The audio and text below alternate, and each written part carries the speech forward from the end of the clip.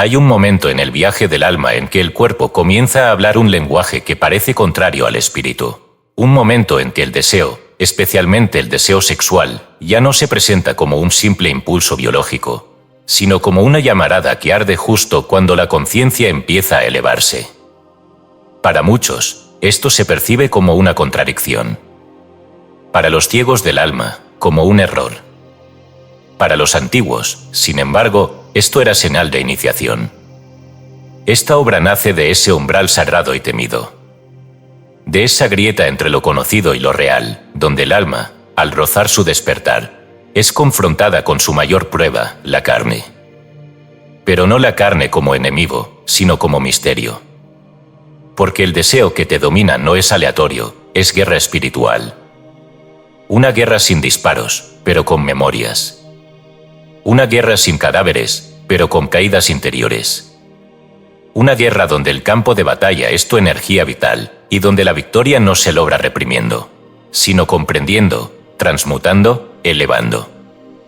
Desde los códices prohibidos hasta las enseñanzas místicas de los padres del desierto, desde las inscripciones gnósticas del Evangelio de la verdad hasta las fórmulas veladas del Corpus Hermeticum, se ha susurrado una verdad que el sistema ha querido enterrar, que el deseo sexual, en su forma más pura, es una de las energías más poderosas de acceso al reino. Pero también, en su forma más distorsionada, es la trampa más precisa para mantenerte atado a la prisión del yo inferior. No es casualidad que cuando comienzas a meditar más profundamente, cuando decides entregarte al silencio, cuando cierras los ojos y el alma empieza a recordar, entonces el cuerpo grite. Grite por placer. Grite por distracción. Grite por volver a lo conocido. Es en ese instante, justo ahí, donde se activa el código oculto que los sabios llamaban la última tentación del elegido. En los misterios egipcios, Isis enseñaba que el goce sin conciencia era alimento de Apet, el devorador del orden cósmico. En las escrituras esenias, los ángeles advertían que cuando el alma asciende, los demonios no bajan a atacarla, sino que elevan la temperatura del deseo para que la propia alma se arrastre de nuevo. En el libro 3 del Zohar, se afirma, el impulso de la carne no es enemigo del alma, salvo cuando ella olvida que lo que arde puede también iluminar. Esta es la clave. No se trata de negar el deseo, sino de purificarlo. ¿Y cómo se purifica? No mediante la represión ni el juicio, sino con la presencia. El fuego del deseo, cuando no se canaliza con conciencia, se convierte en humo que nubla la visión espiritual. Pero cuando se lo observa sin alimentarlo, cuando se lo escucha sin obedecerlo, cuando se lo transforma en oración o en creación, entonces el deseo deja de ser prisión y se vuelve puente. Este libro no es un manual para evitar el deseo. Es una revelación para aquellos que ya están en medio de la batalla. Es para ti, que has sentido el impulso en mitad de la noche, no por lujuria, sino por algo más vasto, más salvaje y más inexplicable que la carne. Es para ti, que has creído estar cayendo cuando en realidad estabas siendo probado. Es para ti, que al borde del placer también sentiste la nostalgia de lo divino. Porque sí, el sistema lo sabe. Las fuerzas invisibles que se alimentan de tu desconexión también lo saben. Por eso, justo cuando estás a punto de romper tu vieja identidad, aparece una vieja necesidad. Justo cuando la luz comienza a arder, una sombra susurra recuerdos de consuelo. Justo cuando el alma está lista para salir de su prisión, la carne grita como si fuese el carcelero. Pero hay algo que esas fuerzas no previeron, tu recuerdo. Porque si estás leyendo esto, es porque ya empezó en ti un proceso que no se puede detener. Y aunque aún haya recaídas, y aunque la noche parezca más oscura que nunca, lo que se está activando en tu interior no es una lucha cualquiera. Es el llamado de lo alto. Es el momento en que el alma empieza a recordar su linaje, su fuego, su trono.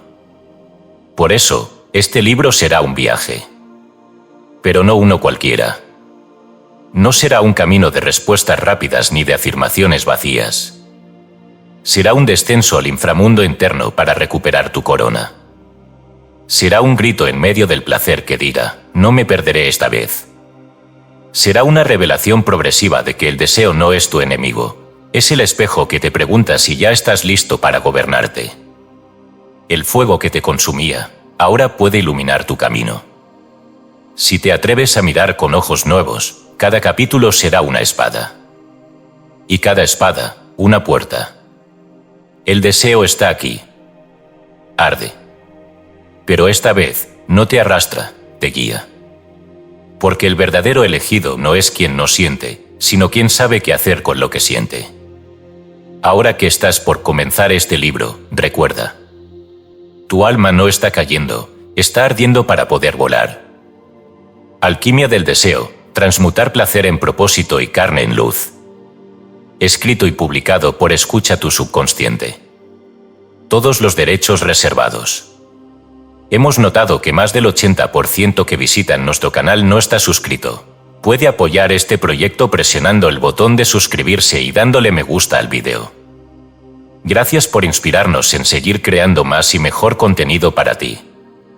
¿Estás listo para transformar tu vida? Capítulo I. La agitación del cuerpo es el clamor del alma, el llamado que despierta en forma de placer. Hay noches en que el cuerpo no duerme aunque el alma lo intente. Noches en que el deseo brota sin causa aparente, como un oleaje imprevisto que sacude los cimientos del ser. La mente se agita, la sangre parece hablar su propia lengua, y lo que debería ser reposo se transforma en pulsación, en necesidad, en fuego. Pero ese fuego, aunque parezca nacido en la carne, no siempre pertenece a ella. A veces, el placer no es un impulso fisiológico, es una señal. Una señal espiritual que muy pocos saben interpretar. Este capítulo comienza donde terminan las explicaciones ordinarias. No estamos aquí para reducir el deseo a mera biología ni para encasillar el impulso en discursos moralistas. Estamos aquí para abrir una grieta en la conciencia y mirar hacia lo que verdaderamente ocurre cuando el cuerpo se estremece sin causa visible, el alma está llamando. En el libro de los Proverbios se lee: profundo es el consejo en el corazón del hombre, y el sabio lo sabrá sacar. Proverbios 20, 5. El deseo sexual intenso que aparece sin estímulo concreto, en momentos de recogimiento espiritual o de búsqueda interna, es uno de esos consejos profundos, no un error, sino una advertencia. Y quien no lo entiende, lo sufre. Pero quien lo sabe leer, despierta. La agitación del cuerpo es, en muchos casos, el síntoma de una guerra sutil. El alma está ascendiendo. Y la carne, al no comprender ese ascenso, se defiende con lo que conoce, la necesidad de placer. Es el mecanismo antiguo del yo inferior, tratando de retener el alma en su antigua jaula. Pero no lo hace con cadenas visibles. Lo hace con imágenes, sensaciones, recuerdos que parecieran inofensivos, pero que, si no se observan con lucidez, arrastran al espíritu hacia su viejo ciclo. El Evangelio de Felipe, texto gnóstico del siglo II, afirma: aquello que nace de la carne es carne, y lo que nace del espíritu es espíritu. Pero lo que nace del deseo verdadero no es ni lo uno ni lo otro, es el puente. Esta enseñanza no aparece en ningún canon reconocido, pero su profundidad atraviesa los siglos. Nos recuerda que hay una forma de deseo que no es animal ni divina, sino mixta, umbral, liminal. Y es esa forma intermedia la que exige discernimiento. Porque si se abraza ciegamente, se cae, pero si se transfigura, se vuela. En las escuelas herméticas, esta frontera era conocida como la puerta del fuego. En el Corpus Hermeticum, Hermes Trismegisto dice a su discípulo Tat: antes de que el alma se eleve al mundo de los inteligibles, debe vencer el fuego que surge de su propia sangre. Esta no es una metáfora decorativa, es una descripción exacta del momento en que el alma, al tocar la vibración del mundo superior, activa en el cuerpo la última resistencia, el deseo desbordado. No por castigo, sino por purificación. Hay una sabiduría ancestral que afirma: cuando el alma está a punto de recordar quién es, todo el cuerpo tiembla. Porque la identidad antigua comienza a desmoronarse. Y el yo inferior, alimentado durante años de instintos, hábitos, narrativas sensuales, activa sus últimos recursos, intensifica el deseo. No para darte placer, sino para hacerte retroceder. El deseo se convierte en muralla justo cuando estás por atravesar el umbral. Esto es lo que no se dice en los discursos sobre espiritualidad superficial. Nadie te advierte que cuanto más cerca estás de tu verdad, más fuerte ruge la sombra. Y el rugido no llega en forma de miedo, ni siquiera de dolor, llega en forma de goce. Porque es más fácil distraer al alma con placer que con sufrimiento. El impulso que experimentas no es debilidad, es activación. Es una parte antigua de ti gritando para no morir. Y por eso, muchas veces, el deseo aparece justo después de una meditación profunda, o en medio de un retiro, o cuando llevas días en silencio. Es el eco del viejo yo intentando permanecer. Pero tú no estás aquí para ceder. Estás aquí para observar. El Kybalion afirma: el dominio del deseo es el primer paso hacia la transmutación. No su negación, no su represión, sino su observación consciente. Cuando puedes mirar el deseo sin ser arrastrado por él, algo comienza a cambiar. Lo que parecía agitación se convierte en señal. Lo que parecía prueba se transforma en revelación. Y entonces comprendes, tu cuerpo no está en contra de ti. Está recordando. Está reconociendo que algo dentro se mueve, y al no poder nombrarlo, lo expresa como puede. Como calor. Como urgencia. Como agitación. Cuando el alma está lista para elevarse, el cuerpo tiembla. Porque sabe que algo morirá. Y aunque el cuerpo no muere, sí lo hace su amo interior. El viejo yo que se alimentaba de estímulos, de escapes, de placeres sin raíz. En las visiones de Hildegarda de Bingen, mística medieval, se describe como el alma, al aproximarse a la torre de la sabiduría, es asaltada por el perfume de la tierra, un símbolo del deseo bajo. Pero si la mente permanece centrada, el perfume se transforma en incienso, y la misma fuerza que antes tentaba se vuelve presencia sagrada. Así también tú. La agitación que sientes no es simple deseo. Es el umbral. El cuerpo se sacude porque la prisión está por romperse. Y ahora lo sabes. No estás cayendo. Estás siendo llamado. Y el llamado no viene en voz de ángeles, ni en sueños celestiales. A veces, viene en forma de carne viva que late. En forma de deseo que arde. En forma de cuerpo que no encuentra reposo. Porque lo que están haciendo aún no tiene palabras. Pero tiene fuego. Capítulo 2. Las fuerzas invisibles y la arquitectura de la tentación, el sistema que se alimenta de tu energía. Lo que te tienta no siempre viene de dentro.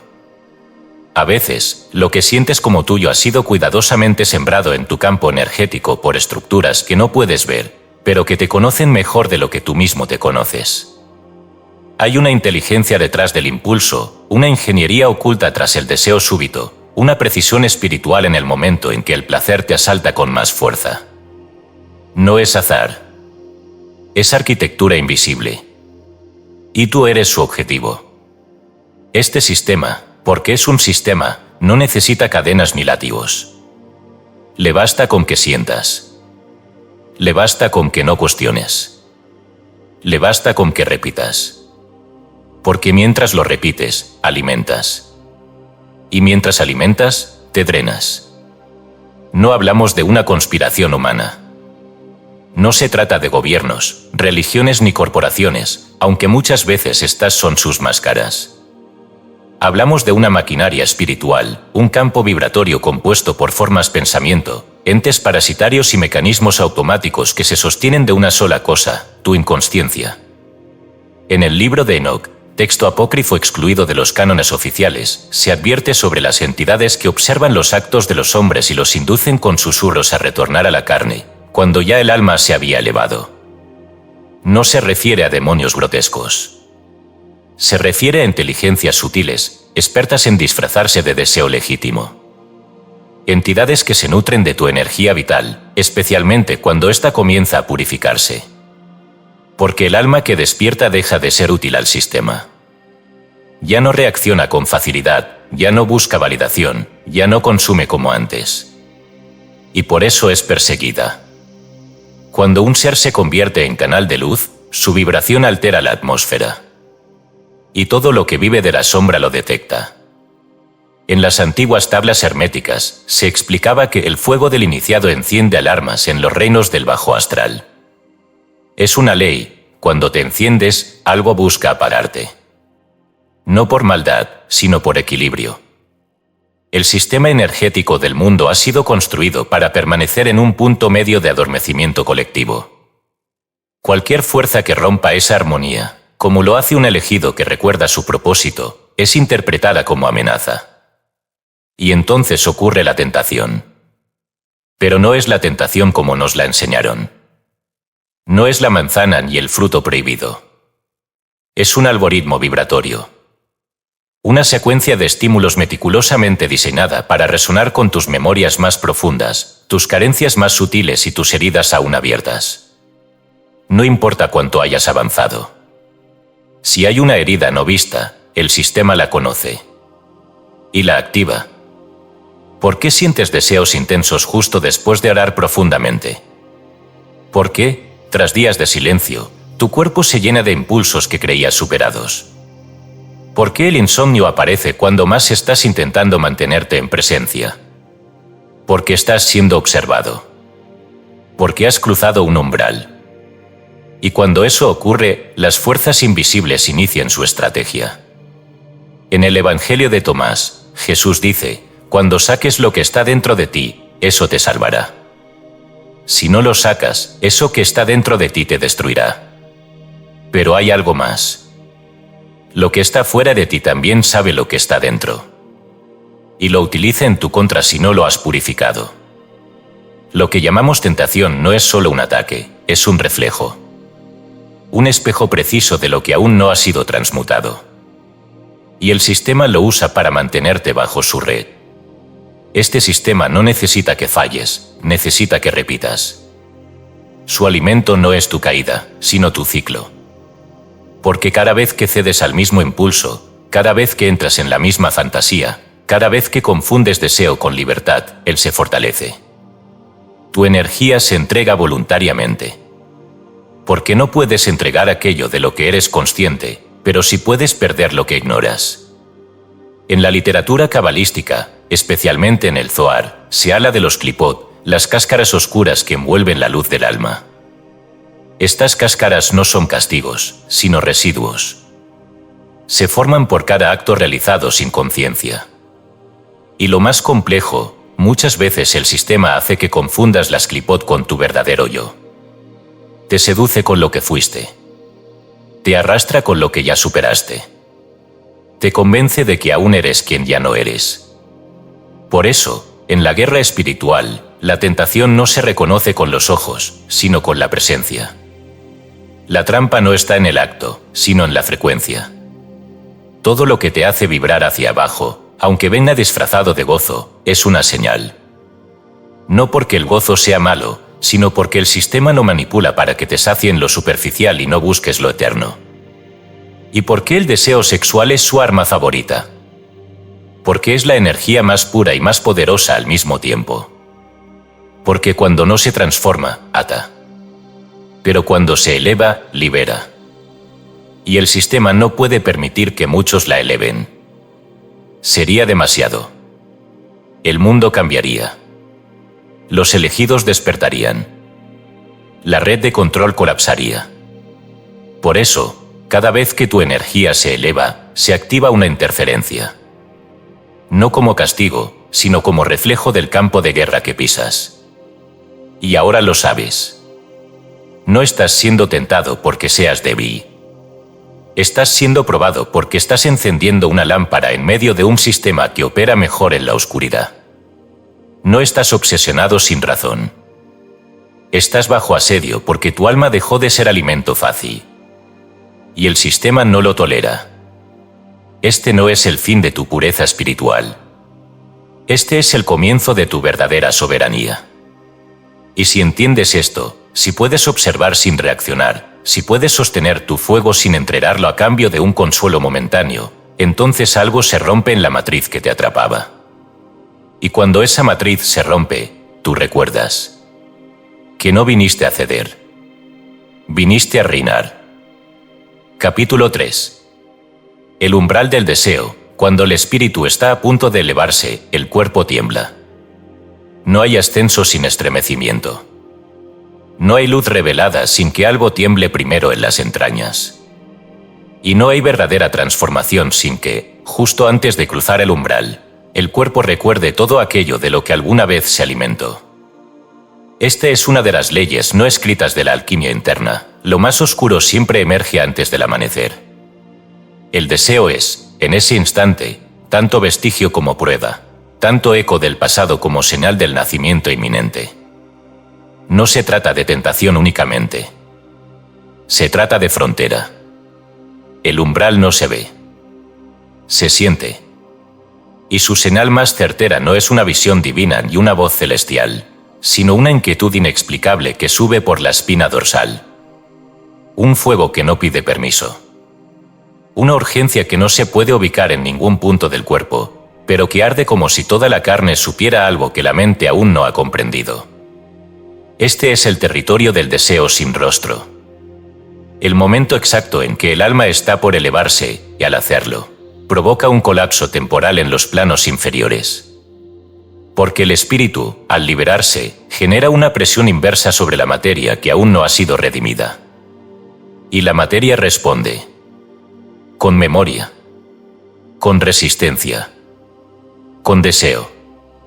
En los diálogos de la santa ciencia de Sri Yukteswar, maestro del linaje de Yogananda, se explica que el alma que asciende por el canal central, Sushumna, despierta los residuos de todas las experiencias sensuales que alguna vez la ataron, no como castigo, sino como liberación final de esas impresiones.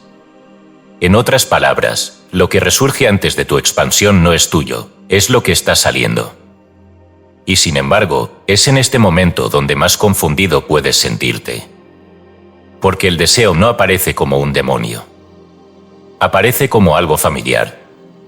Algo que una vez te consoló. Algo que parece inofensivo.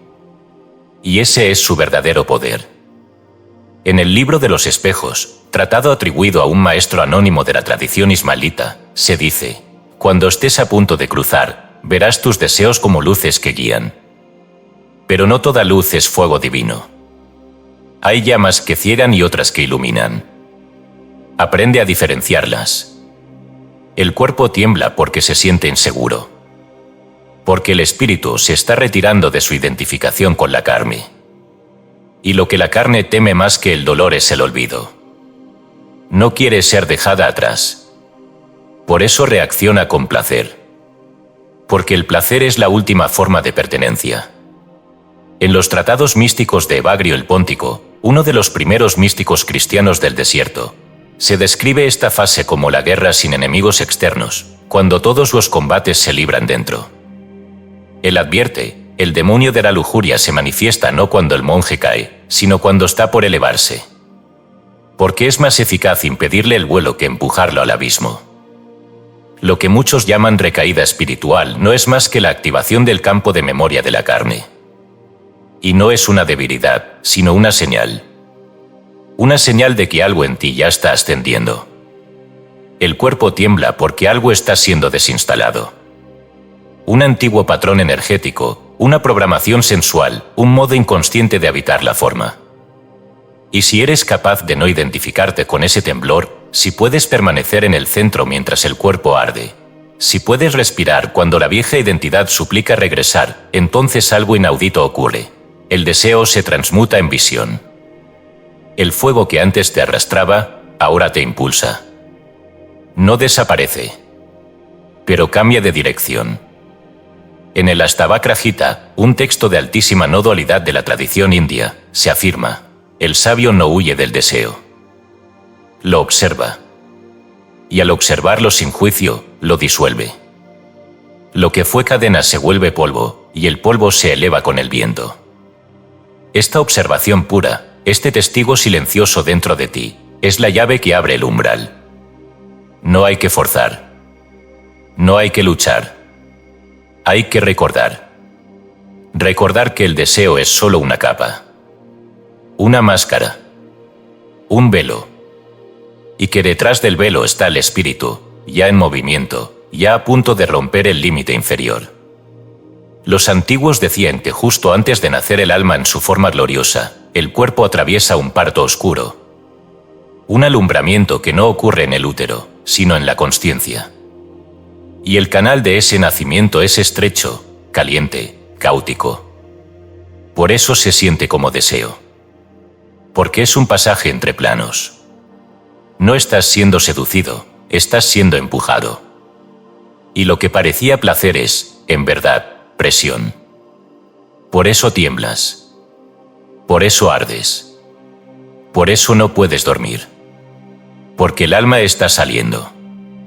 Y el cuerpo, asustado, intenta retenerla con lo único que conoce: goce, calor, urgencia. Pero tú no eres ese cuerpo. Y aunque lo habitas, no estás atado a su memoria. Este es el umbral.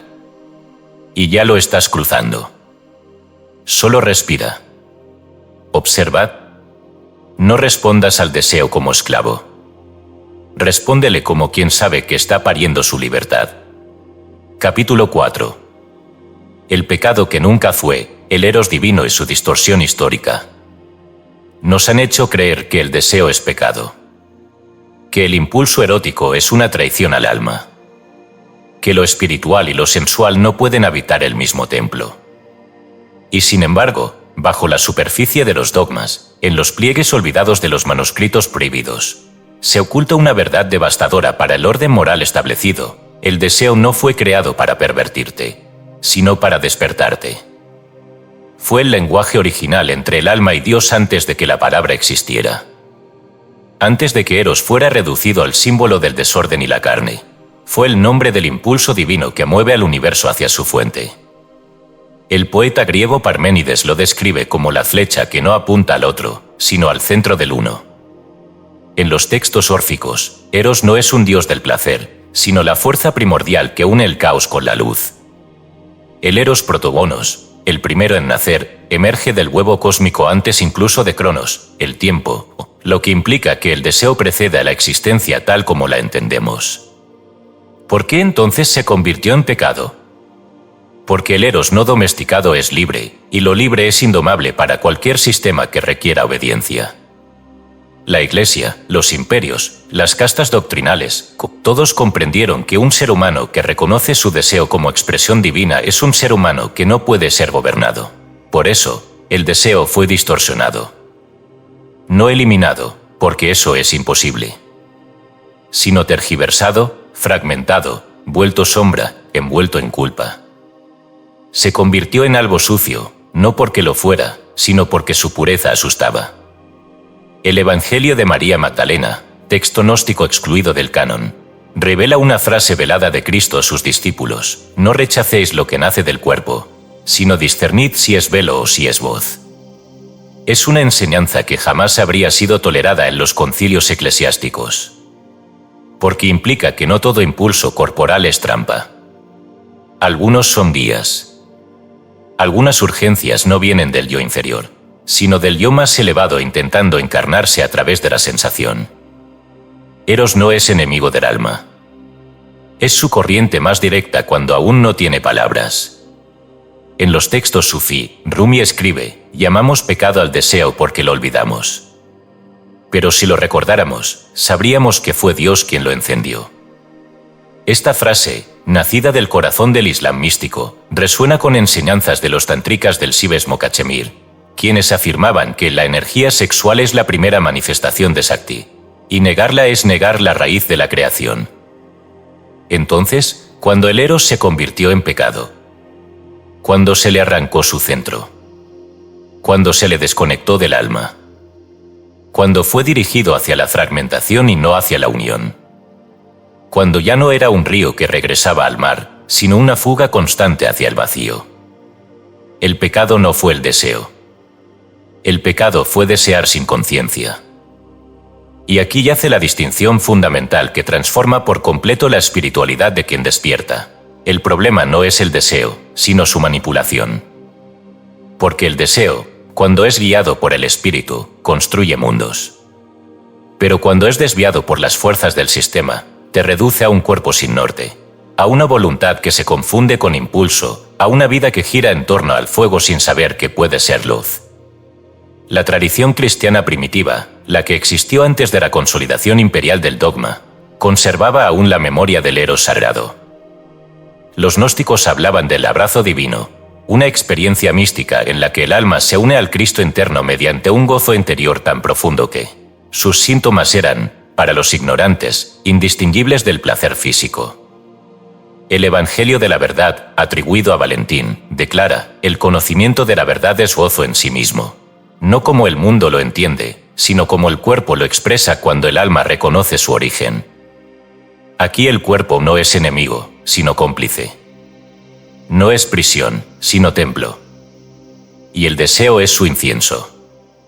Pero esta visión fue demonizada.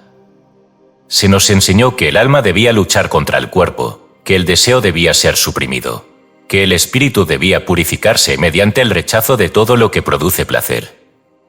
Y así nacieron generaciones enteras de buscadores que confundieron represión con santidad. El problema no es querer. El problema es querer sin recordar qué es lo que realmente se desea. Porque cuando el alma se olvida de su naturaleza, desea sustitutos. Desea cuerpos en lugar de presencias. Desea descargas en lugar de unión. Desea distracción en lugar de silencio. Y entonces, sí, el eros se pervierte. Pero no porque sea impuro, sino porque ha sido amputado de su propósito. El deseo fue sembrado por Dios como impulso de retorno. Toda sensación intensa no es más que la forma en que el alma se sacude ante la proximidad de lo sagrado. Y en su forma más elevada, el eros no te pide que te pierdas en el otro. Te pide que, a través del otro, recuerdes lo que eres. Por eso, cuando tu cuerpo se agita sin razón, cuando el deseo aparece en medio del silencio, cuando lo sensual se mezcla con lo sagrado, no lo reprimas sin antes preguntarte: ¿esto viene de la sombra que aún no he sanado, o es el alma tocando sus propios límites? Porque el alma, cuando está por expandirse, muchas veces grita como deseo. No porque quiera poseer algo, sino porque está pidiendo nacer. Y tal vez el pecado nunca fue sentir. Tal vez el verdadero pecado fue permitir que te hicieran creer que sentir era impuro. Capítulo V. El espíritu contra la carne, la guerra silenciosa en el templo interno. Hay un campo de batalla que no se encuentra en los cielos ni en la tierra, sino en el cuerpo mismo. Un santuario asediado por dos fuegos, uno que arde para elevar y otro que arde para retener. Allí, donde el alma habita en carne, se libra una guerra silenciosa que pocos perciben, pero que consume la energía vital de millones de seres que no saben nombrarla. No es una guerra contra el cuerpo, sino contra la programación que lo somete. No es una guerra entre dos enemigos, sino entre un rey que despierta y el usurpador que ocupaba su trono en su ausencia. Esta batalla es interna, pero sus consecuencias se manifiestan en lo externo: relaciones fragmentadas, placeres vacíos, agotamiento crónico, vergüenza sin causa, fantasías que gobiernan la voluntad. Es el signo de una conciencia que quiere elevarse, pero cuya estructura somática aún responde a un guión escrito por siglos de olvido. San Pablo, en su carta a los romanos, escribe: «Veo otra ley en mis miembros, que lucha contra la ley de mi mente, y me lleva cautivo a la ley del pecado que está en mis miembros». Romanos 7:23. Este versículo, muchas veces interpretado en clave moralista, revela en realidad una verdad profunda. Dentro del cuerpo operan fuerzas que no siempre responden a la voluntad consciente. Hay una inercia incorporada, una gravedad espiritual que arrastra hacia lo bajo incluso cuando la mente ha despertado a lo alto. Los antiguos llamaban a esta tensión la guerra del templo. En el libro de los secretos de Enoc, se afirma: cuando el justo camina hacia la corona, la carne le susurra caminos antiguos. Pero el espíritu recuerda que la sangre es solo la tinta, y no el pacto. Es decir, el cuerpo lleva memorias, instintos, programaciones que no desaparecen con la sola intención. Y esas memorias se activan con fuerza justo cuando el alma está a punto de liberarse. Porque el cuerpo teme quedar atrás. Y entonces grita: ¿Se agita? Desea. Pero el deseo no es enemigo. Es el lenguaje codificado de la carne. El problema no es que grite, sino que se le crea sin discernimiento. Porque lo que el cuerpo pide no siempre es placer. A veces pide reconocimiento, pertenencia, amor, anclaje. Pero como no sabe hablar el lenguaje del alma, pide lo que conoce, contacto, descarga, hábito. Así, el impulso que parece sensual, en realidad es una súplica no dicha de una parte del ser que no ha sido redimida. En los tratados de la luz interior atribuidos a los místicos del desierto copto, se lee: no juzgues la carne hasta que le hayas enseñado a hablar. Porque lo que hoy arde como tentación, mañana puede encenderse como altar. Esta es la clave: el cuerpo no debe ser combatido, sino consagrado. Y para consagrarlo, primero hay que entenderlo. No como objeto, sino como instrumento. No como enemigo, sino como servidor. La guerra espiritual se vuelve silenciosa cuando ya no se trata de resistir impulsos, sino de observar sin juicio. Cuando la presencia reemplaza la represión. Cuando el alma no lucha contra la carne, sino que le enseña a vibrar de otro modo. Y entonces, la carne, que antes era trinchera, se convierte en templo. Pero antes de eso, hay caos. Porque la programación es vieja. Está escrita en los nervios, en los músculos, en la médula. No basta con saber que algo no te construye. Tu cuerpo lo desea porque fue entrenado para ello. Y ahí está el umbral de la batalla, ser consciente mientras el cuerpo aún no lo es. En el Corpus Hermeticum, Hermes enseña: la luz no entra al cuerpo como una espada, sino como una llama paciente. Lo que fue gobernado por los sentidos debe aprender a escuchar el silencio. No se trata de mutilar el cuerpo, ni de forzarlo al ascetismo. Se trata de reeducarlo, de enseñar a la carne que existe otra forma de ser habitada. Esa reeducación no ocurre con violencia. Ocurre con presencia. Con práctica. Con ternura. Porque el cuerpo, como el niño que un día fuiste, solo teme ser dejado atrás. Y cuando se lo escucha, cuando se lo acompaña, cuando se le permite arder sin ceder, entonces ocurre el milagro. Ya no es el espíritu contra la carne. Es el espíritu guiando la carne. Y ese giro lo cambia todo. No más represión. No más condena. No más lucha solitaria contra un deseo malentendido. Ahora, el deseo se transforma en oración. El impulso se vuelve mensaje. La carne, redimida, canta. Pero hasta que eso ocurra, habrá fuego. Habrá pulsos. Habrá noches inquietas. Y cada uno de esos momentos será una elección. ¿Reaccionas como quien teme o observas como quien reina? Porque el espíritu no se impone. El espíritu ilumina. Y cuando la luz entra al templo, la carne ya no tiembla de deseo. Tiembla de reverencia. Capítulo B. La programación del placer, como el sistema instala el deseo como mecanismo de control. Todo lo que deseas, si no ha sido purificado por la conciencia, ha sido instalado por otro. Y aquello que crees que te da placer puede, en verdad, ser el grillete más invisible. El sistema no necesita rejas cuando logra que tú mismo pidas las cadenas. Y la más efectiva de todas sus herramientas no ha sido el miedo, ni siquiera la violencia, ha sido el placer mal dirigido.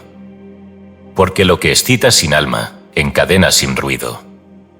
Desde los primeros días de tu vida, has sido moldeado por una red invisible de condicionamientos que no solo definen lo que deseas, sino cuándo, cómo y por qué lo deseas. No se trata únicamente de la industria ni de la cultura. Se trata de una ingeniería espiritual, una manipulación vibratoria que ancla tu energía más poderosa, el deseo, a estructuras diseñadas para extraerla y redirigirla. El sistema conoce lo que el iniciado aún ignora, que el placer es la puerta más directa al alma. Por eso la corrompe. No eliminándola, sino recubriéndola de capas y capas de estímulos automáticos, narrativas huecas y necesidades implantadas. Lo hace a través de imágenes, hábitos, productos, relaciones tóxicas disfrazadas de amor, erotismo sin unión, y gratificaciones instantáneas que te adormecen al tiempo que agotan tu campo vital. En la tabla de Esmeralda, Hermes escribe: lo que está abajo es como lo que está arriba, y lo que está dentro es como lo que está fuera. Este principio de correspondencia nos revela que el control exterior solo es posible si se reproduce en el interior. Así, el sistema externo instala en ti un sistema interno. Y ese sistema, operando desde lo más profundo de tus memorias, te hace buscar placer no para expandirte, sino para escapar. Te han entrenado para asociar el alivio con la gratificación rápida, no con la sanación. Para perseguir sensaciones, no revelaciones. Para repetir ciclos, no para romperlos. Y esta programación se perpetúa cada vez que confundes impulso con propósito, excitación con amor, intensidad con verdad. Los textos vedánticos enseñan que la mente condicionada corre hacia el objeto que le causó placer, no por amor al objeto, sino por deseo de repetir la sensación. Esto significa que el deseo no está vinculado al objeto amado, sino a la descarga emocional asociada. El sistema lo sabe. Por eso, cuanto más vacío estás, más busca llenarte con nuevos estímulos. Y cuanto más lleno de presencia estás, más intenta vaciarte. En los evangelios apócrifos del pseudo Tomás, hallamos una sentencia velada: el que desea lo que no conoce, será poseído por lo que cree que ama. Este es el núcleo de la programación. No deseas lo que te nutre, sino lo que reconoces como familiar. Aunque ese reconocimiento venga de una herida, de una adicción, de una memoria infantil de abandono o carencia. Y así, el sistema crea en ti reflejos condicionados que operan sin supervisión del alma. Respondes. Repites. Reaccionas. Sin darte cuenta de que cada vez que lo haces, parte de tu energía vital es cosechada. Porque sí, el deseo tiene un poder inmenso. No solo mueve tu cuerpo, también mueve campos. Crea realidades. Vibra hacia otras almas. Abre portales. Y si no lo diriges, alguien más lo hará por ti. El placer no es neutral. Es una corriente. Una fuerza que o bien construye altares o alimenta sistemas de control. La Cábala enseña que la energía que no se eleva se recicla en el reino de las Klipot, las cáscaras vacías que se nutren de las chispas caídas. En otras palabras, todo deseo que no se sublima queda atrapado en una red astral que perpetúa los patrones. Lo que no redimes, se repite. Lo que no reconoces como sembrado, crees que eres tú. Pero entonces, ¿cómo discernir lo que es verdadero deseo del alma y lo que es programación? El cuerpo sabe. La diferencia no está en la intensidad, sino en el eco. El deseo instalado se agota tras el acto. Te vacía. Te desconecta. El deseo del alma, en cambio, permanece. Te humifica. Te aclara. No necesita descarga, porque no nace de carencia, sino de expansión. El sistema se alimenta de almas que viven en modo reactivo. Por eso, cada vez que logras observar el deseo sin responder automáticamente, algo en la red se rompe. Tu energía deja de ser alimento para lo externo y se vuelve centro. Presencia. Poder. Pero no basta con resistir el placer. Eso sería solo otra forma de prisión. Lo que transforma el sistema es la capacidad de transmutar el deseo. De convertir esa misma energía en otra cosa. En canto. En arte. En oración. En acto de servicio. En contemplación. No se trata de moral, sino de vibración. No de castidad, sino de conciencia. Por eso, las órdenes místicas más antiguas no enseñaban a reprimir el deseo, sino a convertirlo. En el Tantra no dual, se afirma, el deseo es el fuego. No lo apagues. Cocina tu alma en él. Este es el secreto que el sistema oculta. Porque si el deseo deja de esclavizarte, comienza a empoderarte. Y entonces, ya no eres predecible. No eres controlable. Te has convertido en canal. Y un canal consciente es la amenaza más grande para un mundo diseñado para adormecer. Porque cuando el placer ya no te domina, empiezas a recordar por qué fuiste creado. Capítulo 7. El deseo no es pecado, es potencia, la fuerza creativa como camino de ascensión.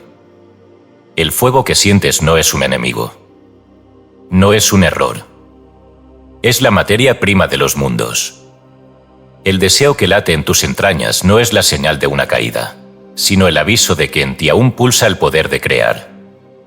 No te ha sido dado para que lo reprimas, ni para que lo explotes sin sentido, sino para que lo reconozcas como una de las fuerzas más sagradas que la divinidad depositó en la carne. El deseo es potencia. Y cuando es visto con los ojos del alma, se convierte en sendero oculto hacia la ascensión. Desde tiempos remotos, los verdaderos iniciados no condenaban el deseo, lo estudiaban. Lo refinaban. Lo reverenciaban. Porque sabían que toda energía que aparece con tanta intensidad guarda un secreto dentro de sí. Y sabían también que lo que hoy esclaviza al ignorante puede ser lo que eleve al sabio. El texto gnóstico conocido como el Evangelio de la Verdad contiene una frase tan poética como radical. El deseo es semilla que al no ser cuidada, se dispersa al viento, pero cuando se la siembra en el conocimiento, florece como fruto del cielo. El problema nunca fue el deseo. El problema fue no saber qué hacer con él. Fue dejar que su potencia fuera cosechada por los sistemas, en lugar de canalizarla hacia el espíritu. ¿Has notado que cuanto más deseas, más vivo te sientes? Que el cuerpo se activa, que la mente se enfoca, que todo el ser entra en un estado de disponibilidad. Eso no es casualidad. Es porque el deseo es, en su raíz, energía de creación. En sánscrito, esta fuerza es llamada Ekshakti, el poder del anhelo, la voluntad divina manifestada como impulso. Los tántricas enseñaban que la misma energía que hace surgir el deseo sexual es la que puede elevar la conciencia al estado de éxtasis místico. La diferencia está en el canal, en la dirección, en la conciencia con la que es vivida. Mientras se reprima, el deseo fermenta. Mientras se niegue, se retuerce. Mientras se consuma sin conciencia, se agota. Pero cuando se le permite ser, sin cederle el trono, cuando se lo observa sin condena, sin identificación, entonces revela su verdadera naturaleza, es la llamada a volver a casa. En la doctrina secreta de Elena Blavatsky, se afirma, el deseo es la sombra de la voluntad divina. Cuando el hombre lo sigue como instinto, cae. Pero cuando lo conoce como reflejo, asciende. Es decir, el deseo no es otra cosa que la distorsión de la voluntad original. Una voluntad que no desea poseer, sino manifestar. Que no quiere consumir, sino irradiar. Esta es la alquimia de los maestros, tomar la energía más intensa y convertirla en poder de manifestación. Los grandes constructores de civilizaciones, los poetas visionarios, los profetas y los santos, todos aprendieron a usar el deseo. No lo negaron. No lo vivieron como la masa. Lo refinaron. Lo volvieron ofrenda. Porque si el deseo crea mundos de fantasía, también puede crear mundos reales. En las cartas de los sabios de la Fraternidad Rosa Cruz, se dice: no hay fuerza más alta que la contenida en el deseo cuando ha sido domesticado por el alma. Entonces no empuja, sostiene. No abrasa, ilumina. No pide, da. El deseo, en este nivel, se transforma en amor impersonal. En impulso de servicio. En creatividad sublime. En visión. En presencia encarnada. La energía que antes te sacaba de ti mismo, ahora te centra. Ya no es búsqueda de otro cuerpo. Es expresión de tu fuego. Es el arte que nace. Es la palabra precisa. Es el silencio fértil. Es la mirada profunda. Es el movimiento que no seduce, sino consagra. Y por eso el sistema teme tanto a los que transmutan. Porque esa energía, una vez recuperada, no puede ser redirigida. Se vuelve autónoma, incontrolable, viva, y lo vivo no puede ser domesticado. Los místicos cristianos comprendieron también esta verdad. San Juan de la Cruz escribe en su cántico espiritual, o llama de amor viva, que tiernamente hieres de mi alma en el más profundo centro. No habla de una llama simbólica. Habla de la energía ardiente que transforma al alma desde dentro. No como castigo, sino como boda. Como unión con la presencia. El deseo, en su forma más alta, es esto, la invitación al matrimonio místico. Pero para que eso ocurra, debe dejar de ser canal de escape y convertirse en canal de expresión. Debe ser liberado de las manos del ego y devuelto al altar de la conciencia. Debe dejar de pedir y comenzar a entregar. Porque el deseo es la primera oración del alma encarnada. Y cuando dejas de pelear con él, cuando lo reconoces, cuando lo santificas, entonces ocurre el giro más importante de todo el viaje espiritual. Te das cuenta de que tu fuego no era una debilidad, era tu corona esperando ser encendida. Capítulo 8. Transmutación real, el fuego del impulso como puerta hacia el reino. No todos los fuegos queman. Algunos revelan. Otros consumen lo que ya no puede acompañarte. Y hay uno, sagrado, que si no lo comprendes te devora, pero si lo transmutas, te convierte en templo vivo del reino. Ese fuego es el deseo. Y cuando se eleva, cuando deja de ser descarga y se vuelve ascenso, cuando ya no busca poseer sino liberar, entonces ocurre la única alquimia que realmente transforma al ser, la transmutación real. ¿Pero qué es transmutar? No es suprimir. No es desviar. No es engañarse.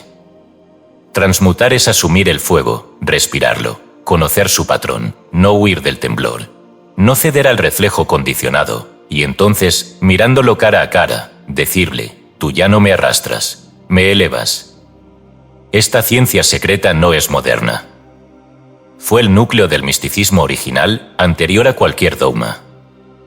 Los egipcios lo llamaban Ketsu, el arte de hacer subir el fuego serpentino al trono del corazón.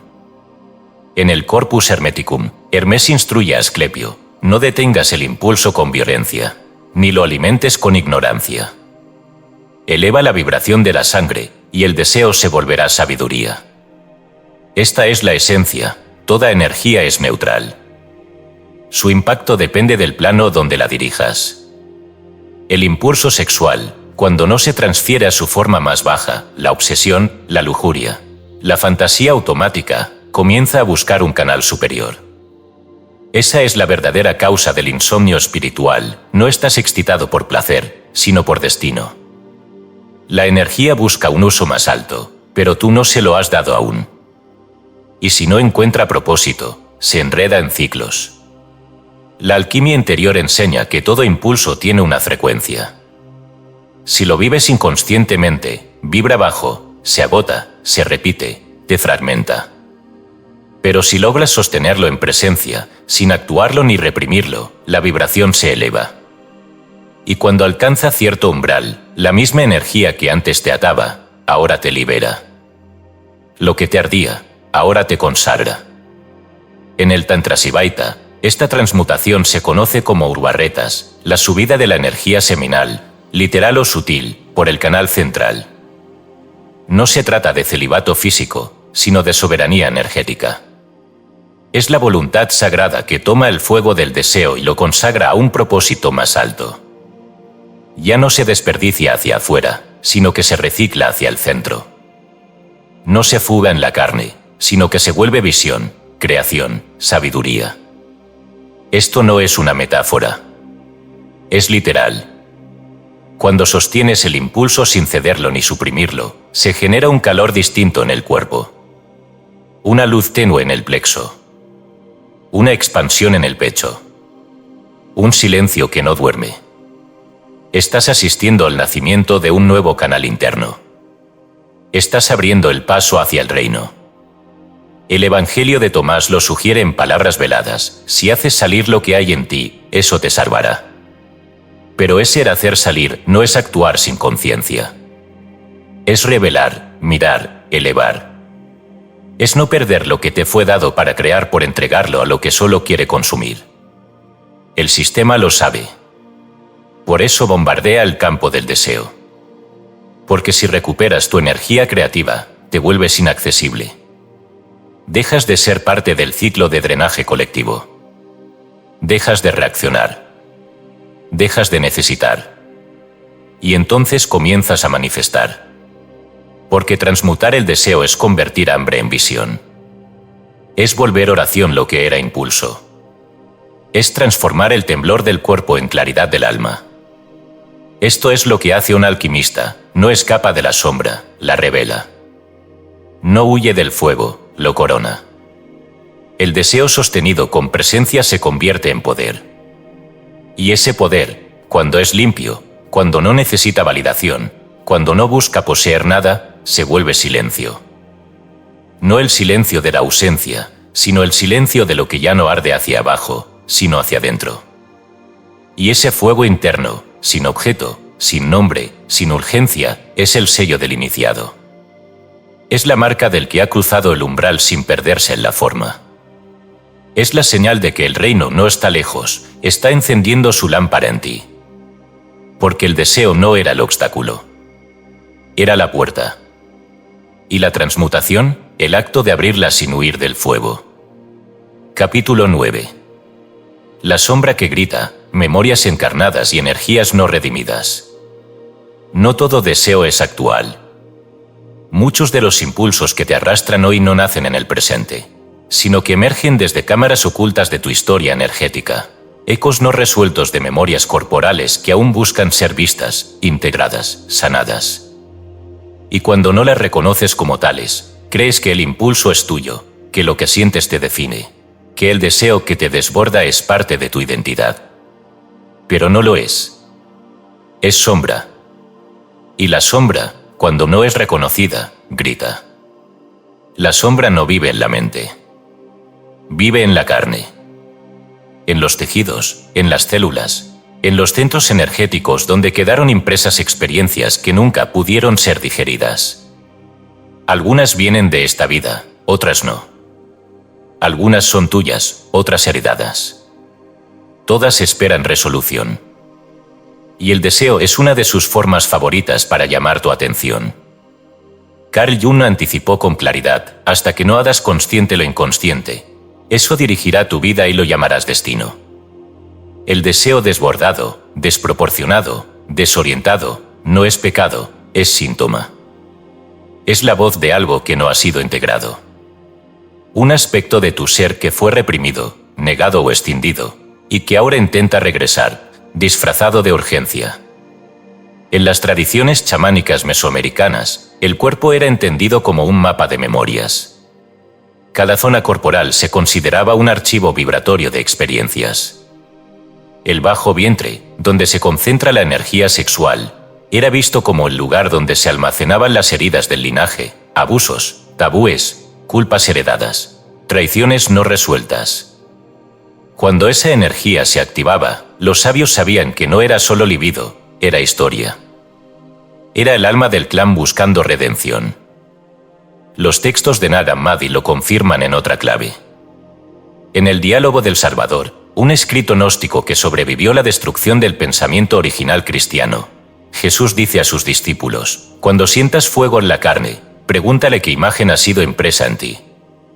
Porque muchos arden por memorias que no son suyas.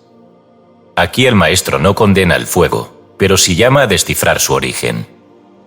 Lo que arde puede ser una señal del alma, o una carga del pasado no resuelta que todavía pulsa. La sombra grita en el momento en que la luz está por expandirse. Grita con deseo, con ansiedad, con confusión. No lo hace para arruinar tu proceso, sino porque se sabe a punto de morir. Y su único lenguaje es la repetición. Lo que no ha sido sanado, busca expresarse una y otra vez. Y si no lo ves, crees que has fallado, cuando en realidad estás siendo confrontado por la parte más antigua de tu ser. ¿Y cómo se redime la sombra? No luchando contra ella. no reprimiéndola, sino escuchándola sin creérsela.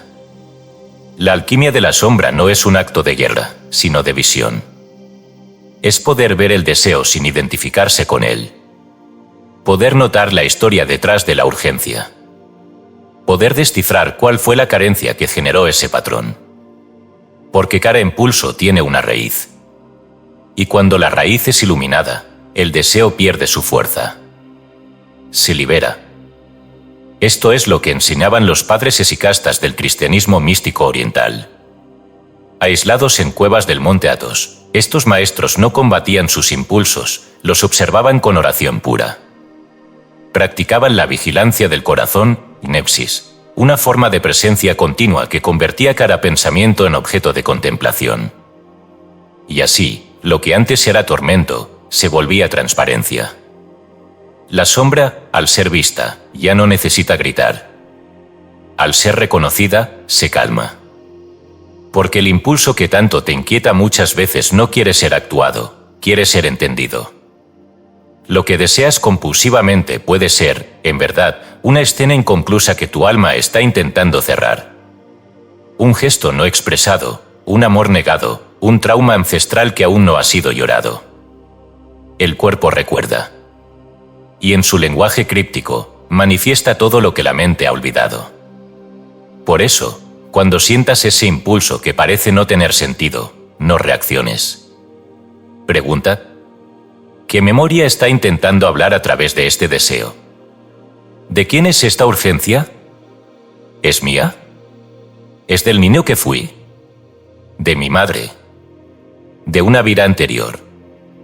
¿De mi linaje? ¿Del inconsciente colectivo? Haz de esa pregunta un altar. No para responderla con rapidez, sino para permitir que la conciencia descienda. Y entonces, el deseo deja de ser fuego sucio y se vuelve revelación. Porque cada sombra que grita es una parte de ti que no quiere seguir atrapada. Y si tienes el valor de no ceder a su forma, sino de mirar su fondo, serás libre. El camino no es perfecto. La sombra no se disuelve de inmediato. Pero cada vez que no respondes como antes, cada vez que respiras en medio del impulso, estás liberando una energía atrapada en tu campo desde hace siglos. Y eso es redención.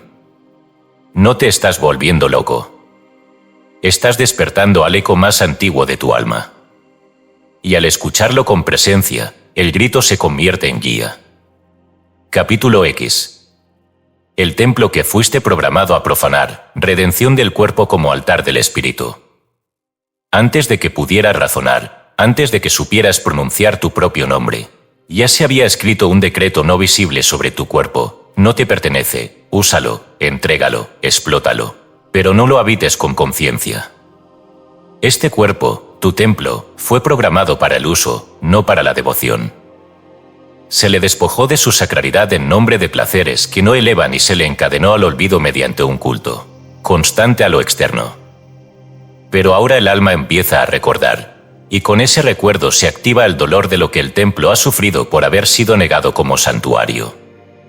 En el principio, el cuerpo fue concebido como altar. Así lo afirman las antiguas escuelas teúrgicas, desde Egipto hasta la mística hindú.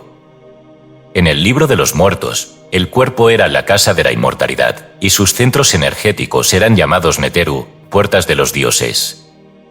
En el Taittiriya Upanishad se enseña que el que conoce al alma en el cuerpo como al Brahman, trasciende toda dualidad y se hace libre aún estando encarnado. Estas no eran metáforas, eran instrucciones exactas para recuperar la dignidad perdida del cuerpo como instrumento consciente de la divinidad, pero algo ocurrió. Y no fue un accidente. El cuerpo fue desacralizado.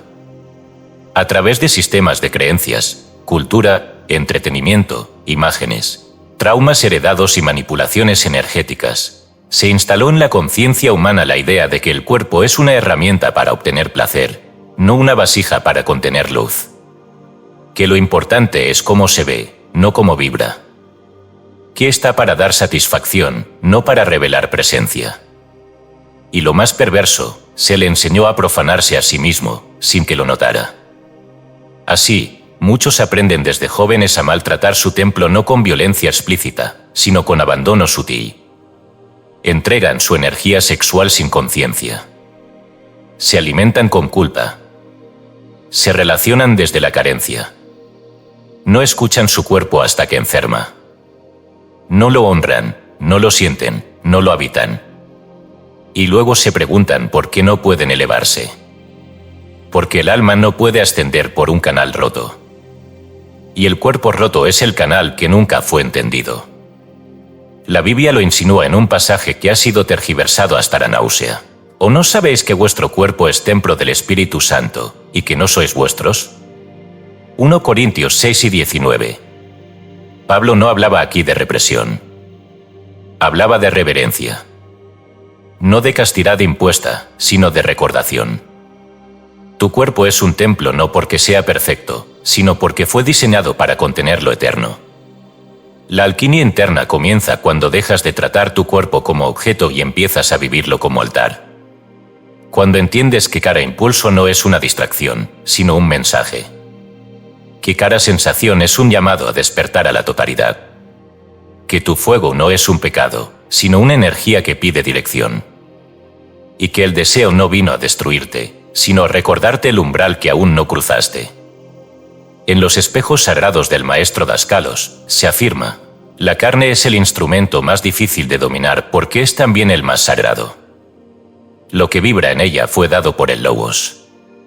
Pero hasta que el hombre la purifique, el Logos no canta en su interior. Esto es lo que muchos ignoran, que la carne, cuando es consagrada, se convierte en espacio sonoro del Verbo. No solo no te aleja de Dios, puede, si es redimida, convertirse en su eco más puro. Pero para eso, es necesario reaprender a habitarla. No como prisionero, no como inquisidor, sino como sacerdote. La energía sexual, el deseo, el placer, no deben ser destruidos, sino transfigurados. Cada caricia puede ser una oración. Cada impulso, una ofrenda. Cada respiración, un incienso. Pero eso solo ocurre si desmantelas el viejo programa, ese que te hizo creer que el cuerpo era tu enemigo. Ese que te convenció de que gozar era caer. Ese que convirtió tu templo en un mercado. Jesús, en el Evangelio, expulsa a los mercaderes del templo. Pero no lo hace para dramatizar. Lo hace porque es la imagen perfecta de lo que debe ocurrir dentro. El alma, al despertar, entra en su templo, el cuerpo, y lo encuentra profanado. Lleno de voces que venden placer, miedo, juicio, vanidad, adicción. Y entonces, la conciencia actúa. Los expulsa. No con ira, sino con claridad. Porque ya no puede permitir que lo sagrado sea transado. Así también tú. Tu despertar implica expulsar del templo todos los contratos energéticos que te hicieron maltratar tu cuerpo. Todas las creencias que lo redujeron. Todos los hábitos que lo vaciaron. Y cuando eso ocurre, el templo se limpia. Y al limpiarse, algo desciende. Porque el espíritu no se ausenta. Solo espera que el altar esté listo.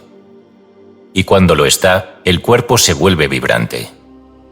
Las manos se llenan de propósito. Los ojos se vuelven transparentes. El tacto se convierte en canal. La voz transmite presencia. Ya no eres un cuerpo. Eres un altar que camina. Y entonces comprendes el fuego que alguna vez creíste que te destruía. Estaba limpiando el espacio para que el espíritu pudiera habitarte. Capítulo 11. El deseo como prueba, la última ancla del yo que no quiere morir. Cuando el alma está a punto de cruzar el umbral más sagrado de su transformación, no es la oscuridad lo que la detiene, sino único disfrazado de luz, el deseo. No en su forma pura, que es divina, sino en su forma desviada, confusa, encarnada como reflejo de un yo que presiente su final. Porque toda muerte espiritual provoca una última resistencia, y el deseo aparece entonces como la última ancla del yo que no quiere morir. En el momento más delicado del despertar, cuando la conciencia empieza a deslindarse de la ilusión, El ego espiritualiza su última carta. Te seduce desde dentro con un impulso que se siente tan tuyo que es difícil no obedecerlo. Pero ese impulso no está diseñado para saciarte. Está diseñado para mantenerte abajo. Anclado. Atado a la vibración del yo antiguo. Y lo hace no con odio, sino con instinto de supervivencia. Porque el ego no es maldad, es miedo. Miedo a desaparecer. Miedo a dejar de ser lo que ya no es necesario ser.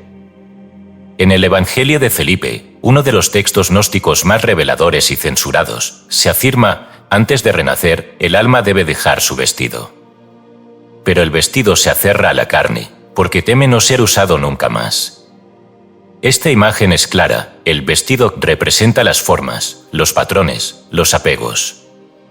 Y el más arraigado de todos, el más íntimo, el más difícil de discernir, es el deseo que se presenta como necesidad emocional o placer físico justo antes de la liberación.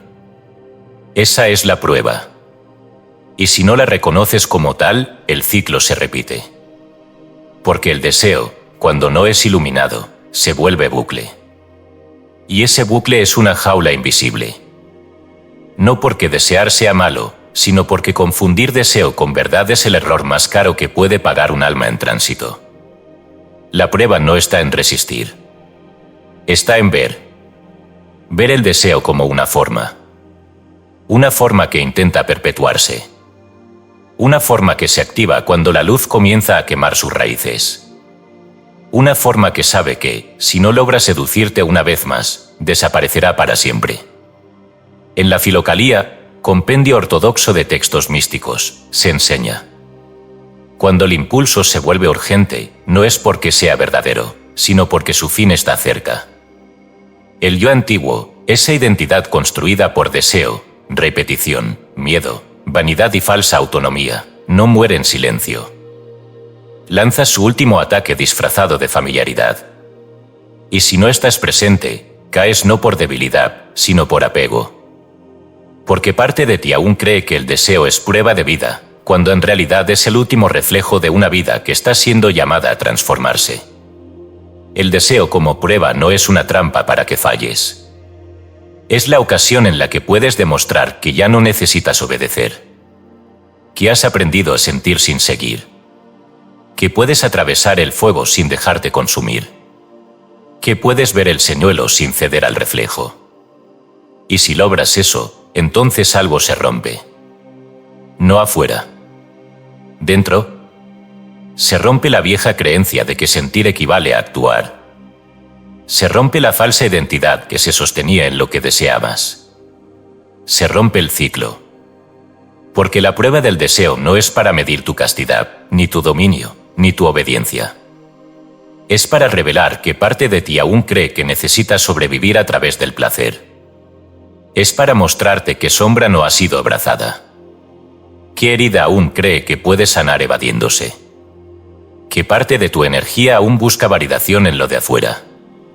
Y cuando eso se ilumina, ya no hay lucha. Ya no hay guerra. Porque el deseo, visto como prueba, deja de ser amenaza. Se convierte en espejo. Te muestra dónde estás. Te muestra quién manda.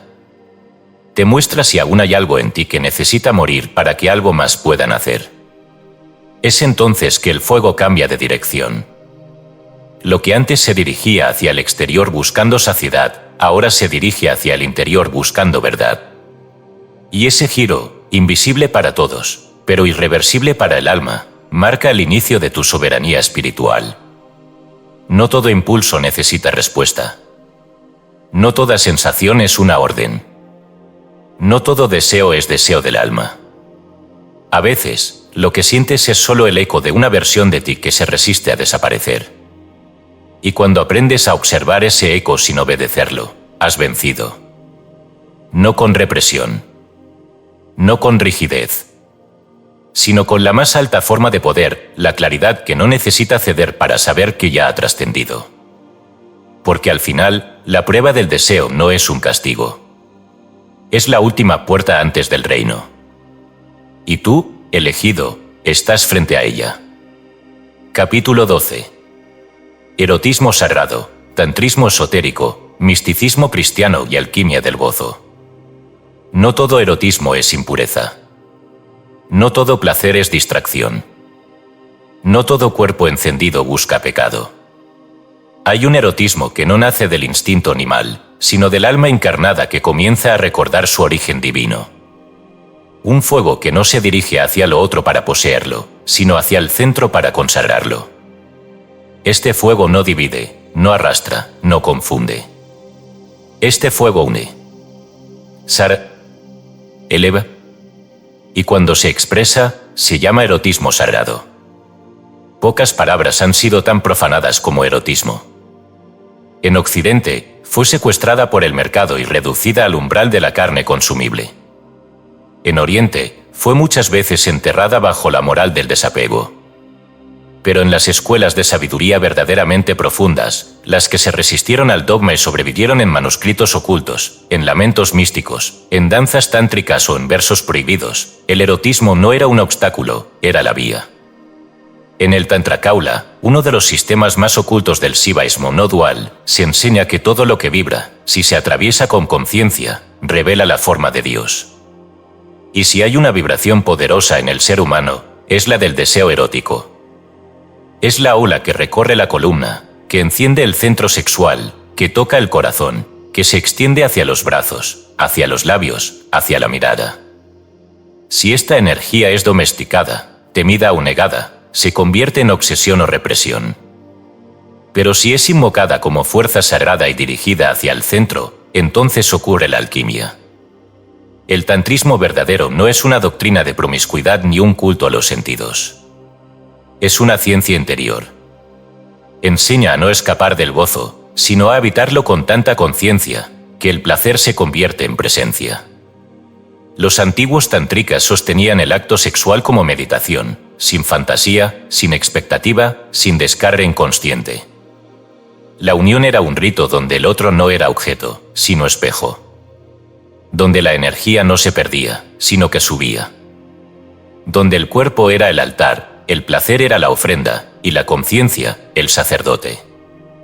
Del otro lado del mundo, en el misticismo cristiano más puro y más silenciado, encontramos la misma verdad en forma distinta. Santa Teresa de Ávila escribe: estando yo en oración, vino un ángel con una lanza dorada, en su punta había fuego. Traspasó mi corazón y todo mi ser ardió. El dolor era tan intenso y tan delicioso que no podía sino desear que no acabara nunca. Este pasaje, desesperadamente espiritual y profundamente erótico, no habla del cuerpo como enemigo, sino como canal de lo celestial. El gozo, vivido como entrega, como éxtasis silencioso, como comunión, es prueba de la presencia de lo divino.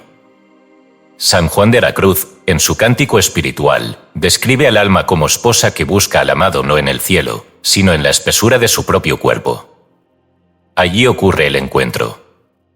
¿Y por qué estas expresiones fueron censuradas o malinterpretadas? Porque el erotismo consciente es una forma de poder. Un alma que goza en humildad, sin apego ni culpa, es incontrolable. Ya no se deja seducir por lo que brilla sin alma. Ya no entrega su energía a la sombra disfrazada de caricia. Ya no necesita consumir, porque es fuente. Y ser fuente en un mundo hambriento de placer es revolución. En la alquimia del gozo, el deseo se vuelve instrumento. No manda, sirve. No atrapa, libera. Cuando dos seres se encuentran desde ese lugar, más allá del cuerpo, pero a través del cuerpo, no hacen el amor, manifiestan al amor.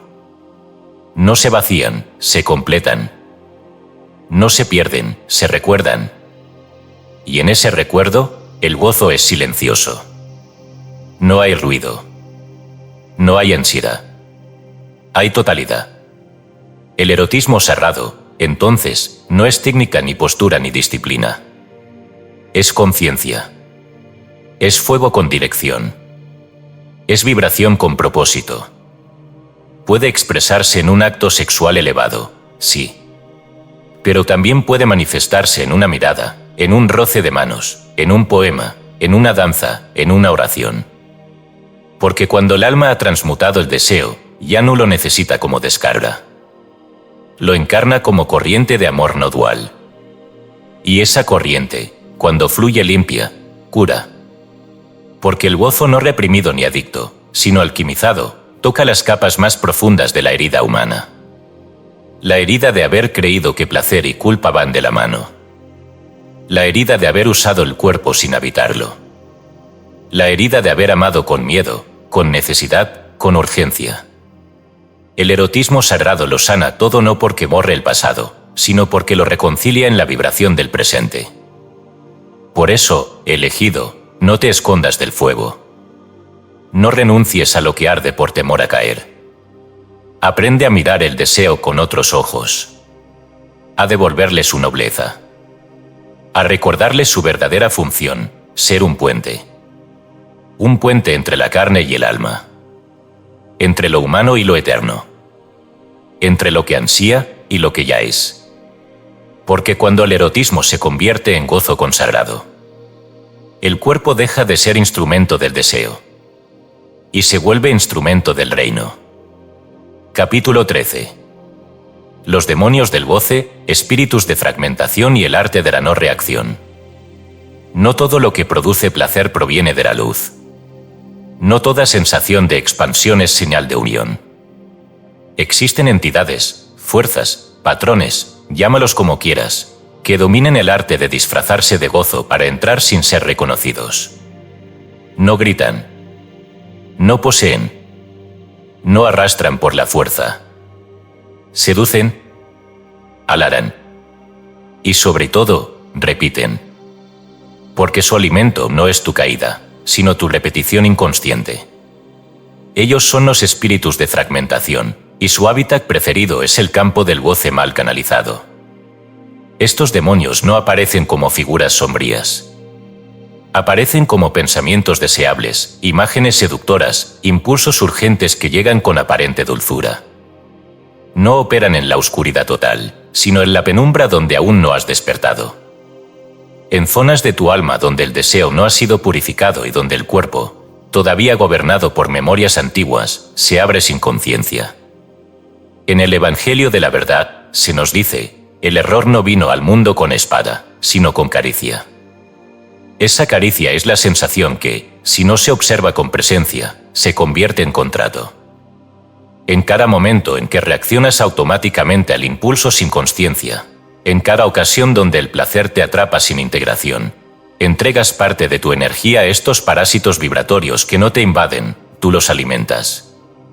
Y no se trata de demonología literal, sino de comprensión energética.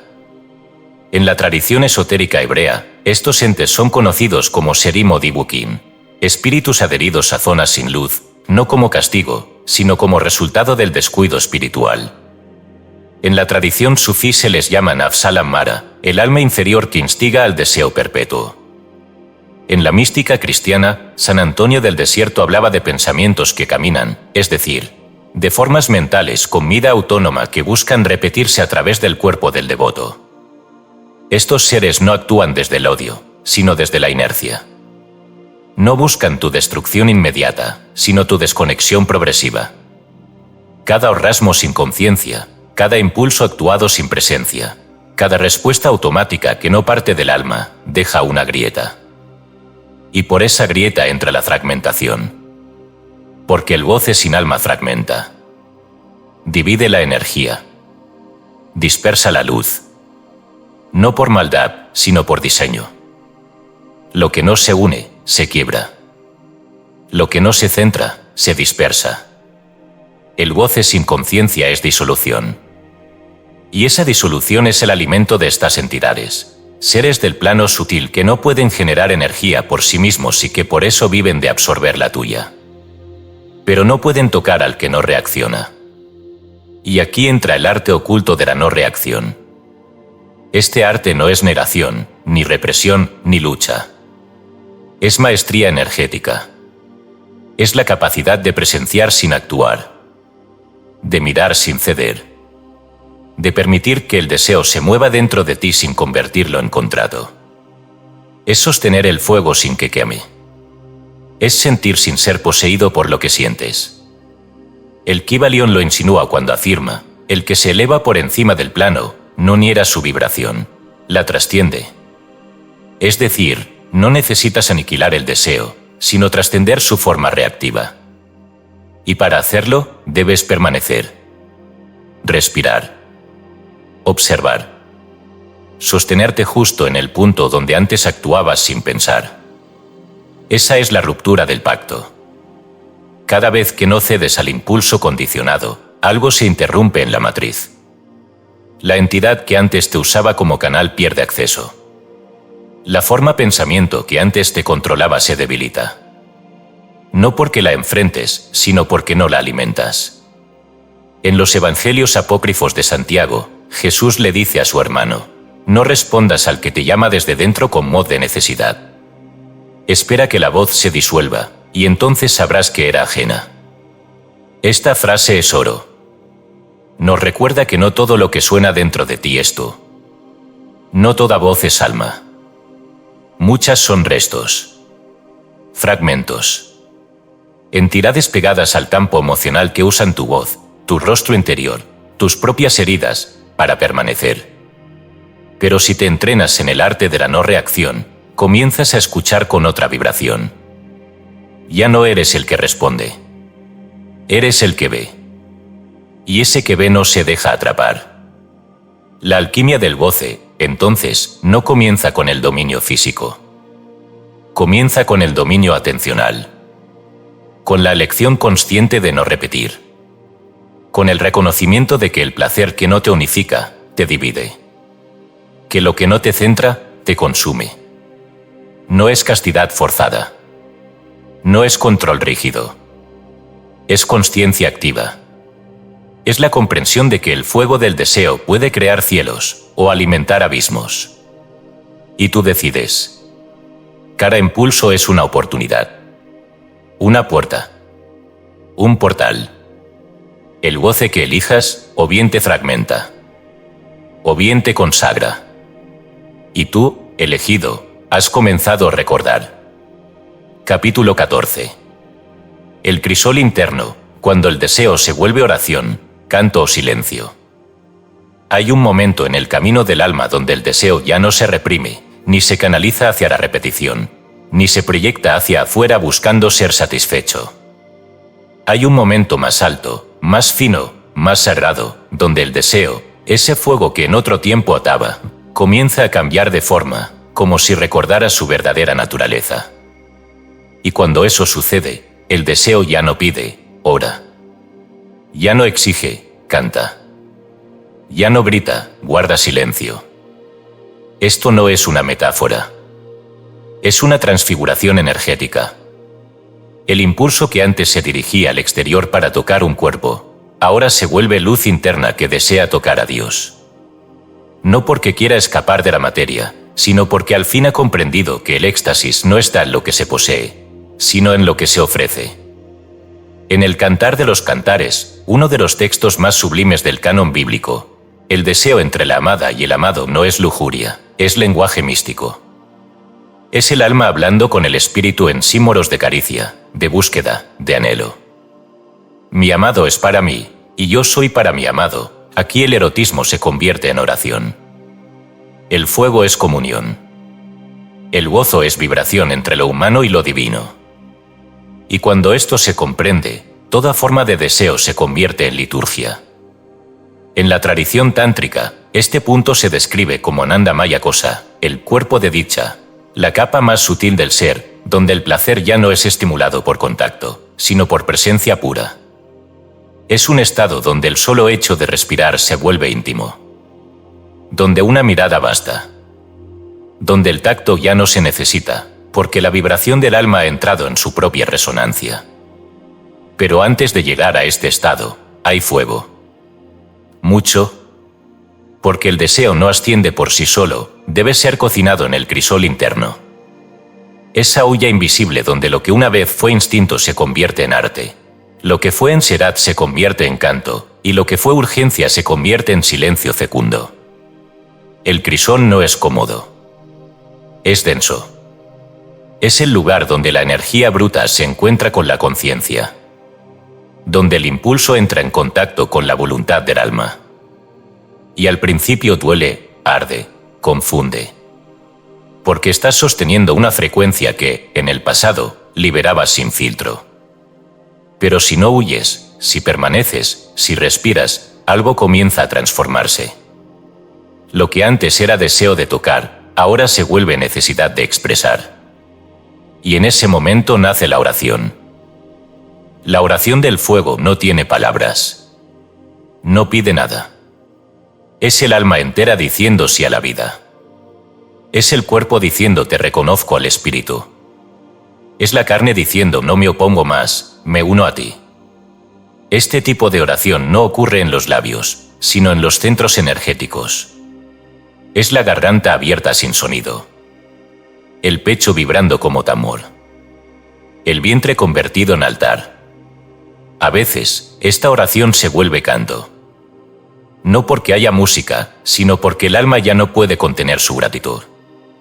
El cuerpo, antes esclavo de la urgencia, ahora se mueve como río sagrado. Las manos vibran. Los ojos brillan. La piel canta sin hablar.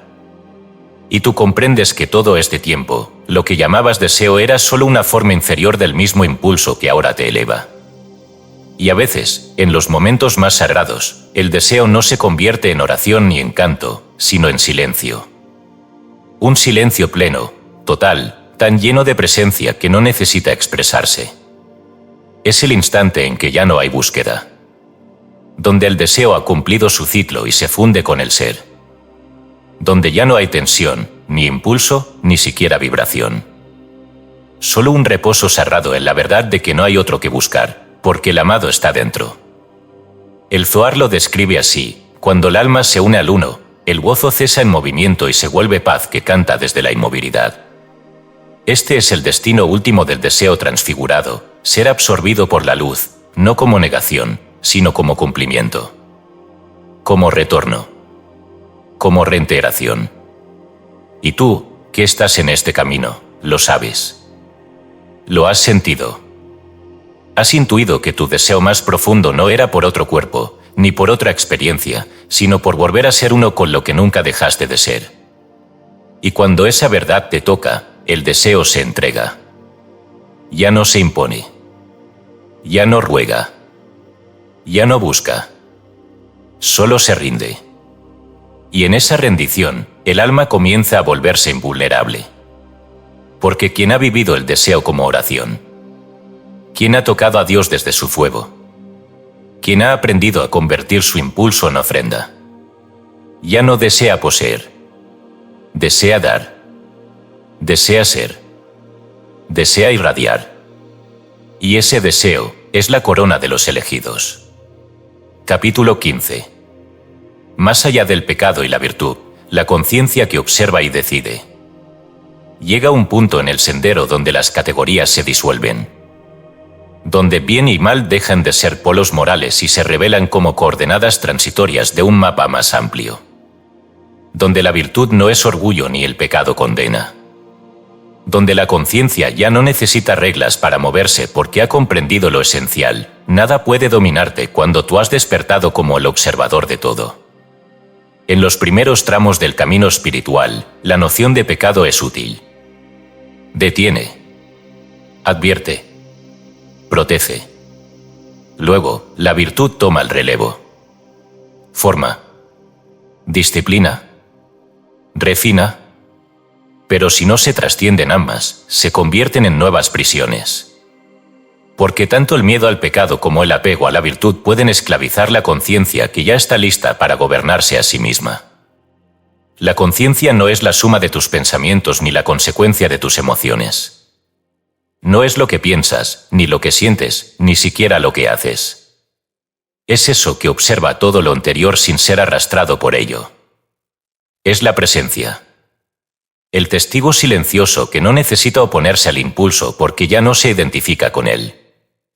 En el Evangelio de Tomás, Jesús dice: «Bienaventurado el que ha existido antes de existir, porque ha conocido el fin antes del principio».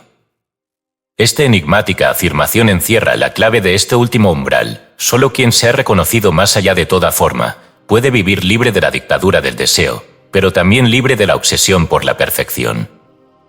Porque el que ha despertado no necesita ser virtuoso, simplemente es lúcido. Y la lucidez no condena. Mira, el deseo que antes parecía pecado, ahora se revela como energía. El impulso que antes parecía caída, ahora es oportunidad. La tentación que antes era amenaza, ahora es espejo. Y la virtud que antes parecía trofeo, ahora es solo un vestido que se suelta. En la Bhagavad Gita, Krishna le dice a Arjuna: establecido en yoga, realiza tus acciones sin apego al éxito o al fracaso. Permanece ecuánime. Aquí no hay moralismo. Hay maestría interior. Krishna no pide que Arjuna sea bueno. Le pide que actúe desde el centro.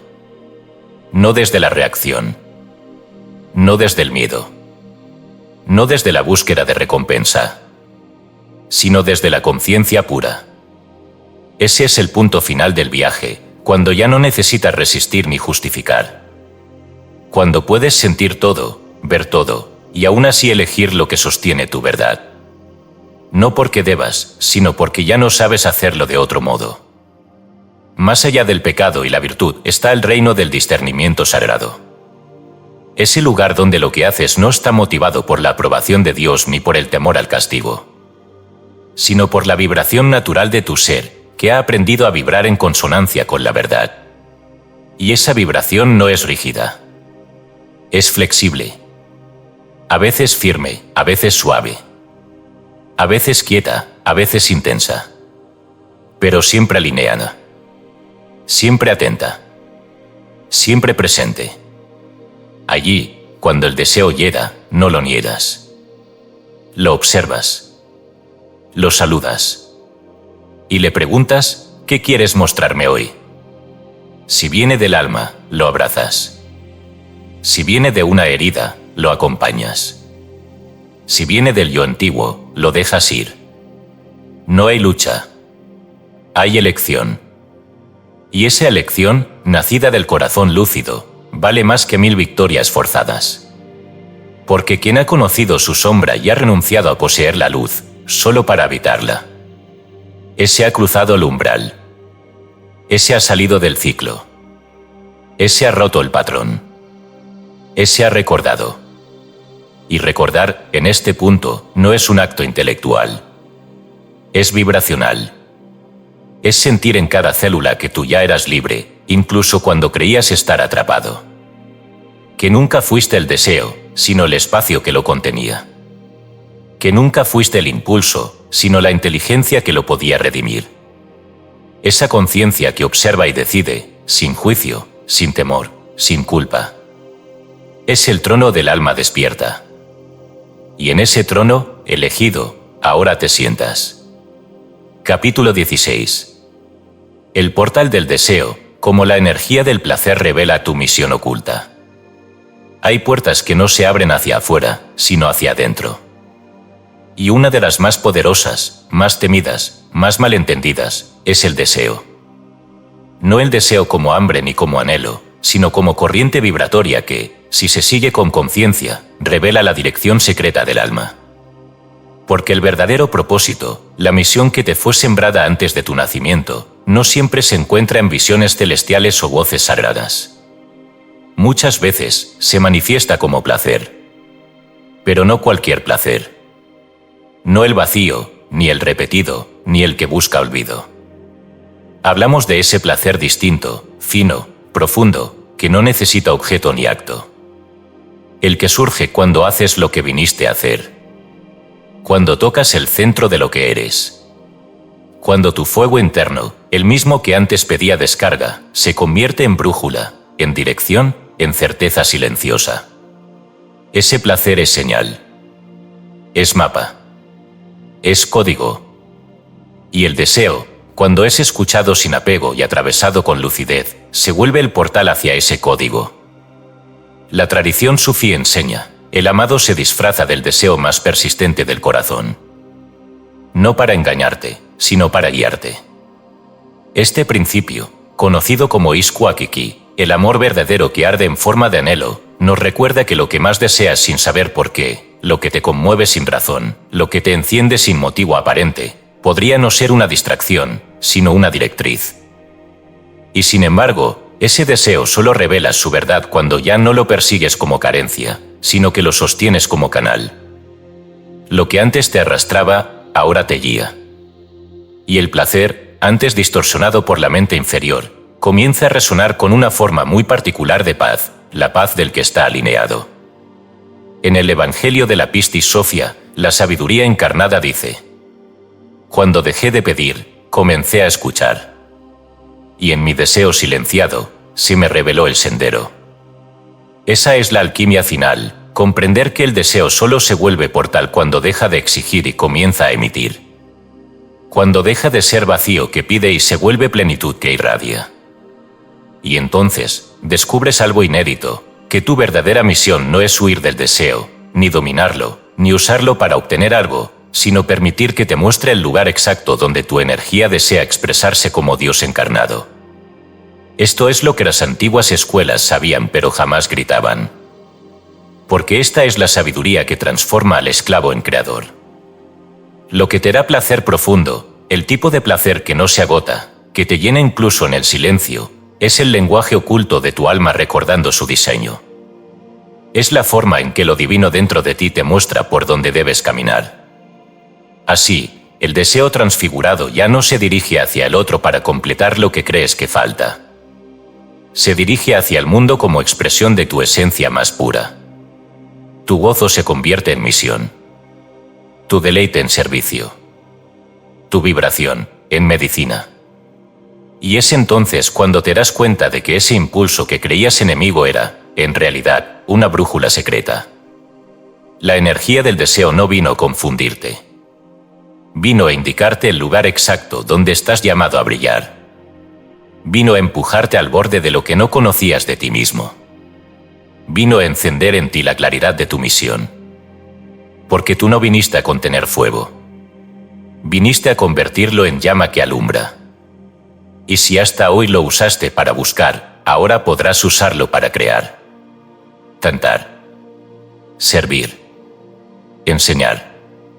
Transformar. Guiar. Sostener. Vivir. Porque el alma que transfigura el deseo, ya no lo vive como necesidad, sino como dirección. Y ahí, en ese instante, lo entiendes. Tu placer más puro no es ego. Es el lenguaje con el que Dios te susurra. Por aquí. Aquí estoy. Aquí eres. Capítulo 17. El reino interno y la última guerra, porque la elevación espiritual siempre pasa por el deseo. No es casual que el deseo sea lo último que se disuelve. No es un defecto, ni una debilidad del alma, ni una trampa sin salida. Es, en realidad, la última puerta antes del reino. Y por eso, todo aquel que ha decidido elevar su conciencia, sin excepción, atraviesa por este umbral. Porque el deseo no es un obstáculo al despertar, es su catalizador más intenso, más crudo, más revelador. No existe elevación real sin una confrontación directa con la energía del deseo. No se puede acceder al reino interno, ese lugar de quietud invulnerable, de gozo sin objeto, de unidad con lo que es, si antes no se ha cruzado el campo de batalla donde la carne y el espíritu se encuentran para decidir quién gobierna. Esa es la última guerra. Y no es una guerra de destrucción. Es una guerra de claridad, de discernimiento, de presencia, de fidelidad vibratoria. En el Evangelio de los egipcios, uno de los textos gnósticos menos conocidos, Jesús declara: la carne desea su mundo, el alma, el suyo. Pero el reino pertenece a quien recuerda que ambos no son más que vestidos del invisible.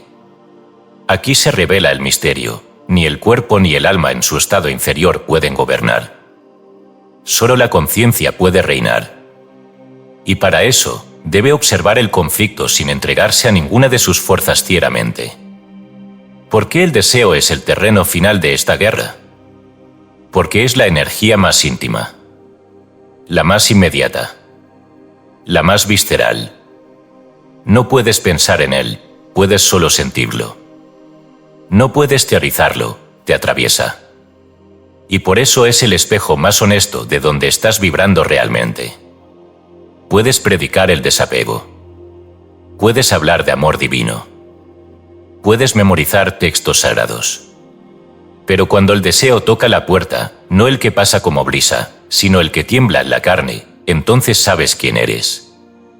O mejor dicho, sabes a quién estás obedeciendo. Si al yo que busca saciarse, o al ser que ha recordado que ya no le falta nada. Y en ese instante, todo se decide. No porque caigas o no caigas. No porque actúes o no actúes. Sino por desde dónde lo haces. La elevación espiritual no implica eliminar el deseo. Implica transfigurarlo. Y eso solo puede hacerse desde el reino interno. Ese lugar sin nombre que habita detrás del pensamiento, debajo del impulso, más allá del cuerpo. El reino no es un lugar. Es una vibración. Una soberanía interna donde nada te posee porque tú ya no necesitas poseer nada. Es ahí donde el deseo cambia. Ya no es hambre.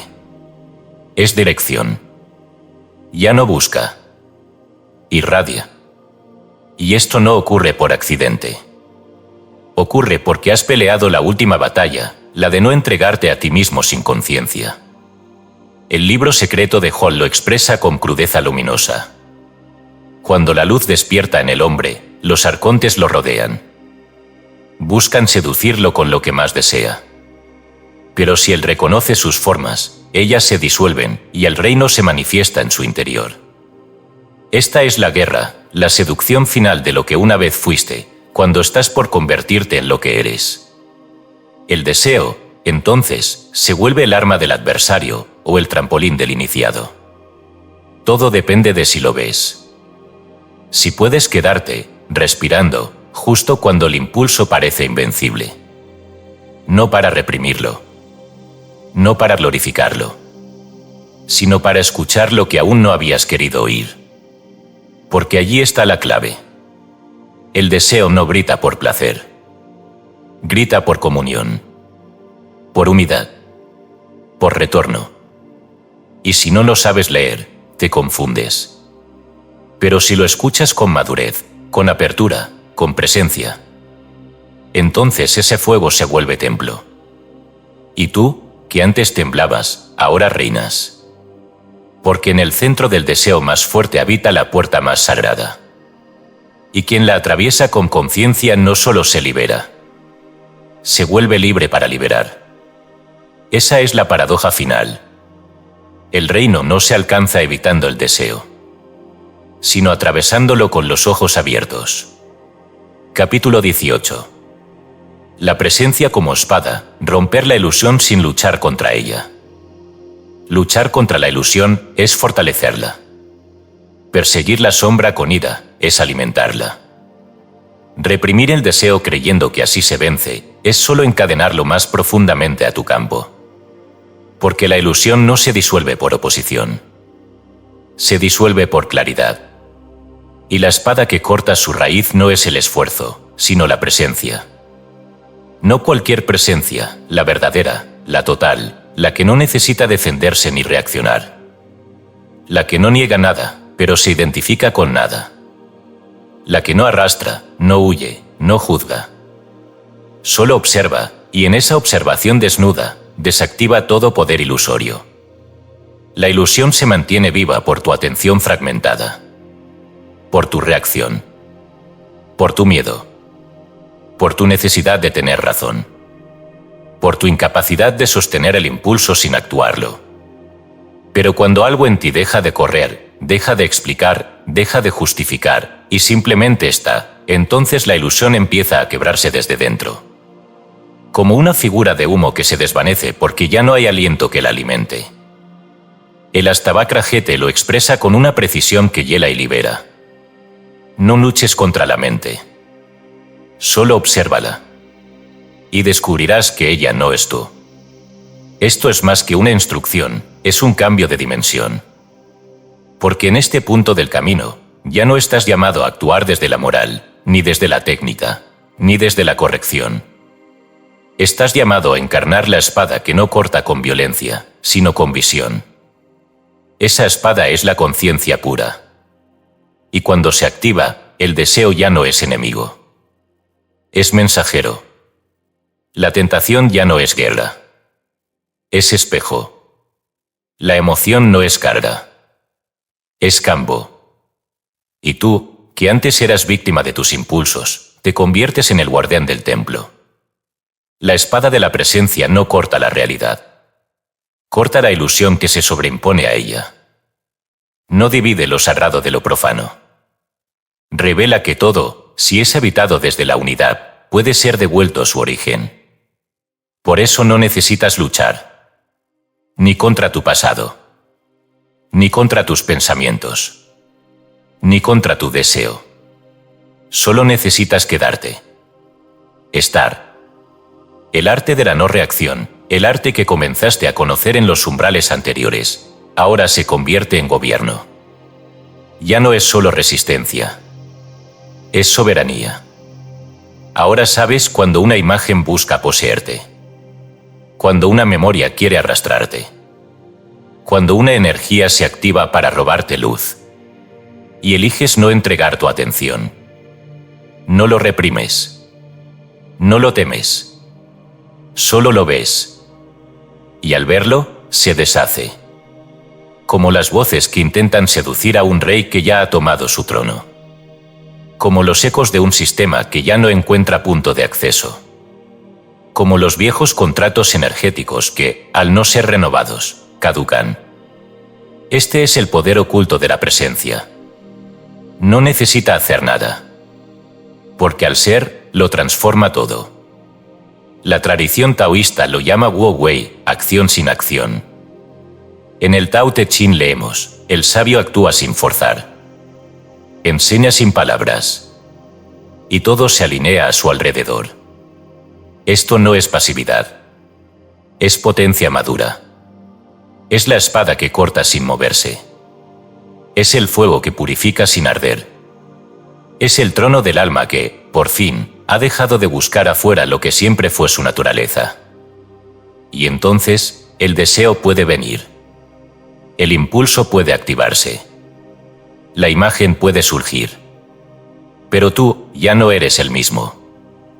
Eres presencia. Y la presencia, cuando ha recordado su nombre, no necesita vencer nada. Porque ya nada puede tocarla.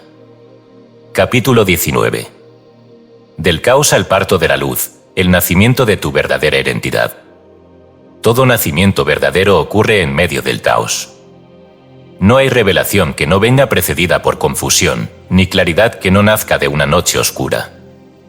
La identidad profunda, la que no es ego, ni historia, ni trauma, ni máscara aprendida, no llega a ti como un ideal perfecto que se alcanza desde la cima, sino como una verdad olvidada que emerge desde el fondo, cuando todo lo demás se deshace.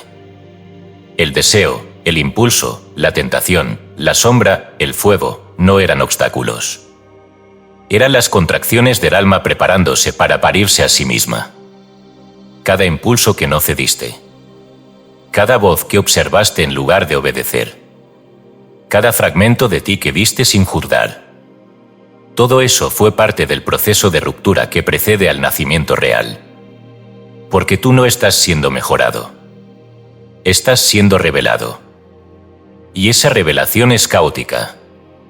Porque para que el alma tome su forma, todo lo que no es ella debe deshacerse. Por eso el caos no es fracaso. Es transición. Es el momento en que el yo ilusorio se agrieta y la luz empieza a entrar por las grietas. No porque la buscaste, sino porque ya no pudiste sostener el disfraz. En el libro de Enoc, cuando el justo es arrebatado al cielo, no lo hace en paz. Lo hace en terror, temblando, enfrentado con lo desconocido. Porque así son las ascensiones reales, tienen vértigo. Duelen. No porque la luz duela, sino porque el yo antiguo se resiste a morir. Y tú lo has sentido. Has sentido que el deseo no solo fue fuego, sino espejo. Que el impulso no solo te tentó, sino que te mostró quién todavía creías ser. que el cuerpo no solo tembló, sino que gritó por presencia. Y ahora, tras todo eso, comienzas a ver. No con los ojos del juicio. No con la mente que evalúa. Sino con la conciencia que reconoce. Empiezas a sentir que algo en ti ha pasado por un umbral invisible, que ya no puedes volver atrás, aunque todavía no sepas nombrar lo nuevo. Que tu identidad anterior ya no vibra, ya no encaja, ya no sostiene. No porque esté mal, sino porque ya no es suficiente para contener lo que ahora sabes que eres. Esto es parto. No hacia afuera, sino hacia adentro. No hacia el mundo, sino hacia ti. Y sí, hay caos. Porque parir la luz desde dentro implica que toda la estructura vieja, cada creencia, cada patrón, cada imagen que tenías de ti, comience a colapsar. Y colapsa con síntomas, insomnio, euforia, deseos intensos, tristeza sin causa, sensibilidad extrema, vacíos inexplicables. Todo eso no son señales de error. Son dolores de expansión. El alma está estirándose para poder habitarse sin intermediarios. Y cuando eso ocurre, ya no hay retorno. No puedes volver a pensar igual. No puedes volver a desear igual. No puedes tocar ni ser tocado igual. Porque tu campo ha cambiado. Has pasado por el fuego. Has cruzado el desierto. Has sostenido el impulso sin rendirte a él.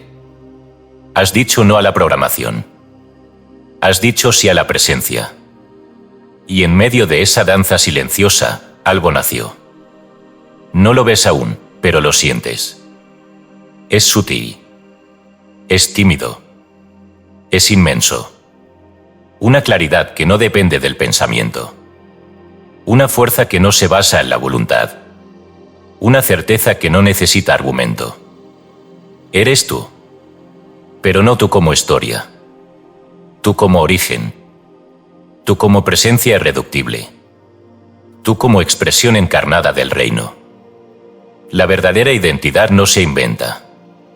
Se recuerda. Y ese recuerdo solo llega cuando el yo antiguo ha sido lo suficientemente sacudido como para dejar de hablar. Entonces aparece el susurro. Entonces nace el niño interior no herido, sino luminoso. Entonces emerge el centro. Y allí, donde antes había búsqueda, hay dirección. Donde había carencia, hay expansión. Donde había culpa, hay entendimiento. Donde había urgencia, hay calma viva. Este es el nacimiento que esperabas sin saberlo. No el de un nuevo nombre, sino el de una nueva vibración. La vibración de alguien que ha atravesado el deseo, el goce, la sombra, el fuego. Y ha comprendido que todo eso no fue castigo. Fue el camino. Porque sin el caos no hay portal. Sin la batalla no hay trono. Sin el deseo no hay dirección. Y sin ruptura no hay revelación. Hoy, elegido, ya no necesitas sostener al yo que temía. Hoy ha nacido el tú que recuerda. Capítulo 20. El silencio que triunfa, cuando el deseo ya no grita porque fuiste consagrado. Hay un momento, ni súbito ni ruidoso, en que el fuego se apaga sin extinguirse, en que el cuerpo ya no tiembla como antes, en que el deseo deja de gritar. No porque lo hayas vencido, sino porque lo has devuelto a su origen.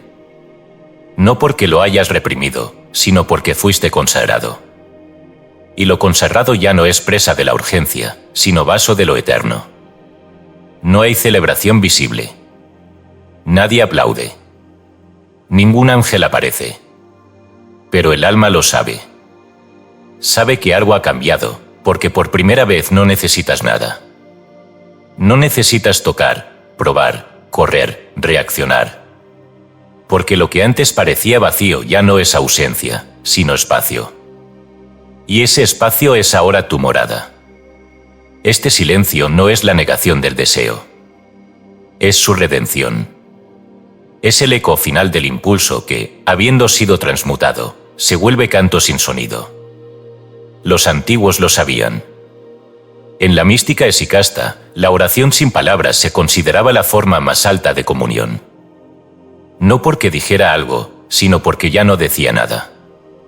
Porque el alma unida a Dios deja de hablar, como el río que ya ha llegado al mar. Ese estado, llamado esichia, no era vacío, era plenitud inmóvil. El cuerpo ya no ardía. El pensamiento ya no buscaba. El deseo ya no interrumpía, porque ya todo había sido devuelto al uno. Tú no reprimes el deseo. Tú lo devuelves. Como quien entrega una antorcha que ya no necesita iluminar porque ya ha amanecido. Ese amanecer no es euforia, ni clímax, ni liberación histriónica. Es sutil. Es limpio. Es tan claro que el ego no sabe nombrarlo. Y por eso guarda silencio. Y ese silencio es victoria. No la victoria del que ganó una guerra, sino del que ya no necesita batallar. Porque cuando el deseo se calla, es señal de que fue escuchado. De que fue acogido. De que fue comprendido. De que ya no necesita dominar porque ya no hay fragmentos en ti que lo resistan. Y así el fuego deja de rugir. Y el cuerpo se vuelve templo completo. Y la mente se aquieta sin esfuerzo. Y tú, por fin puedes habitarte. No hay palabras suficientes para describir esta etapa. Porque lo que ocurre aquí ya no está hecho de forma, de juicio, de búsqueda. Es presencia. Es permanencia. Es luz no proclamada. Es espíritu sin forma. Es verbo sin sonido. Es todo lo que eres, pero sin los ropajes del yo que gritaba por reconocimiento. El deseo gritaba porque el alma estaba cerrada. El deseo insistía porque el corazón no escuchaba. Pero tú lo abriste. Tú escuchaste. Tú permaneciste. Y ahora, el silencio no es ausencia de deseo. Es su culminación. Es el punto en que la energía que antes te sacaba de ti, ahora se posa en ti como una paloma sobre el altar. Como la sequiná en el templo. Como el espíritu descendiendo sobre la conciencia encarnada. Como Dios reconociendo en tu carne, su propia morada. Has sido consagrado no por lo que hiciste, sino por lo que dejaste de resistir. Por cada impulso que transformaste en fuego sagrado. Por cada reacción te convertiste en presencia. Por cada sombra que miraste hasta que se volvió luz. Y ahora el deseo se silencia. No porque haya sido vencido, sino porque ha sido devuelto su forma original. La energía que vibra sin querer poseer. La fuerza que se mueve sin buscar saciarse. La ola que ya no rompe, sino que respira. Aquí termina la urgencia. Aquí termina la guerra. Aquí comienza la unción. Porque cuando el deseo ya no grita, cuando el cuerpo ya no exige, cuando el alma ya no corre, entonces el espíritu habla. Y lo que dice no puede escribirse, solo vivirse.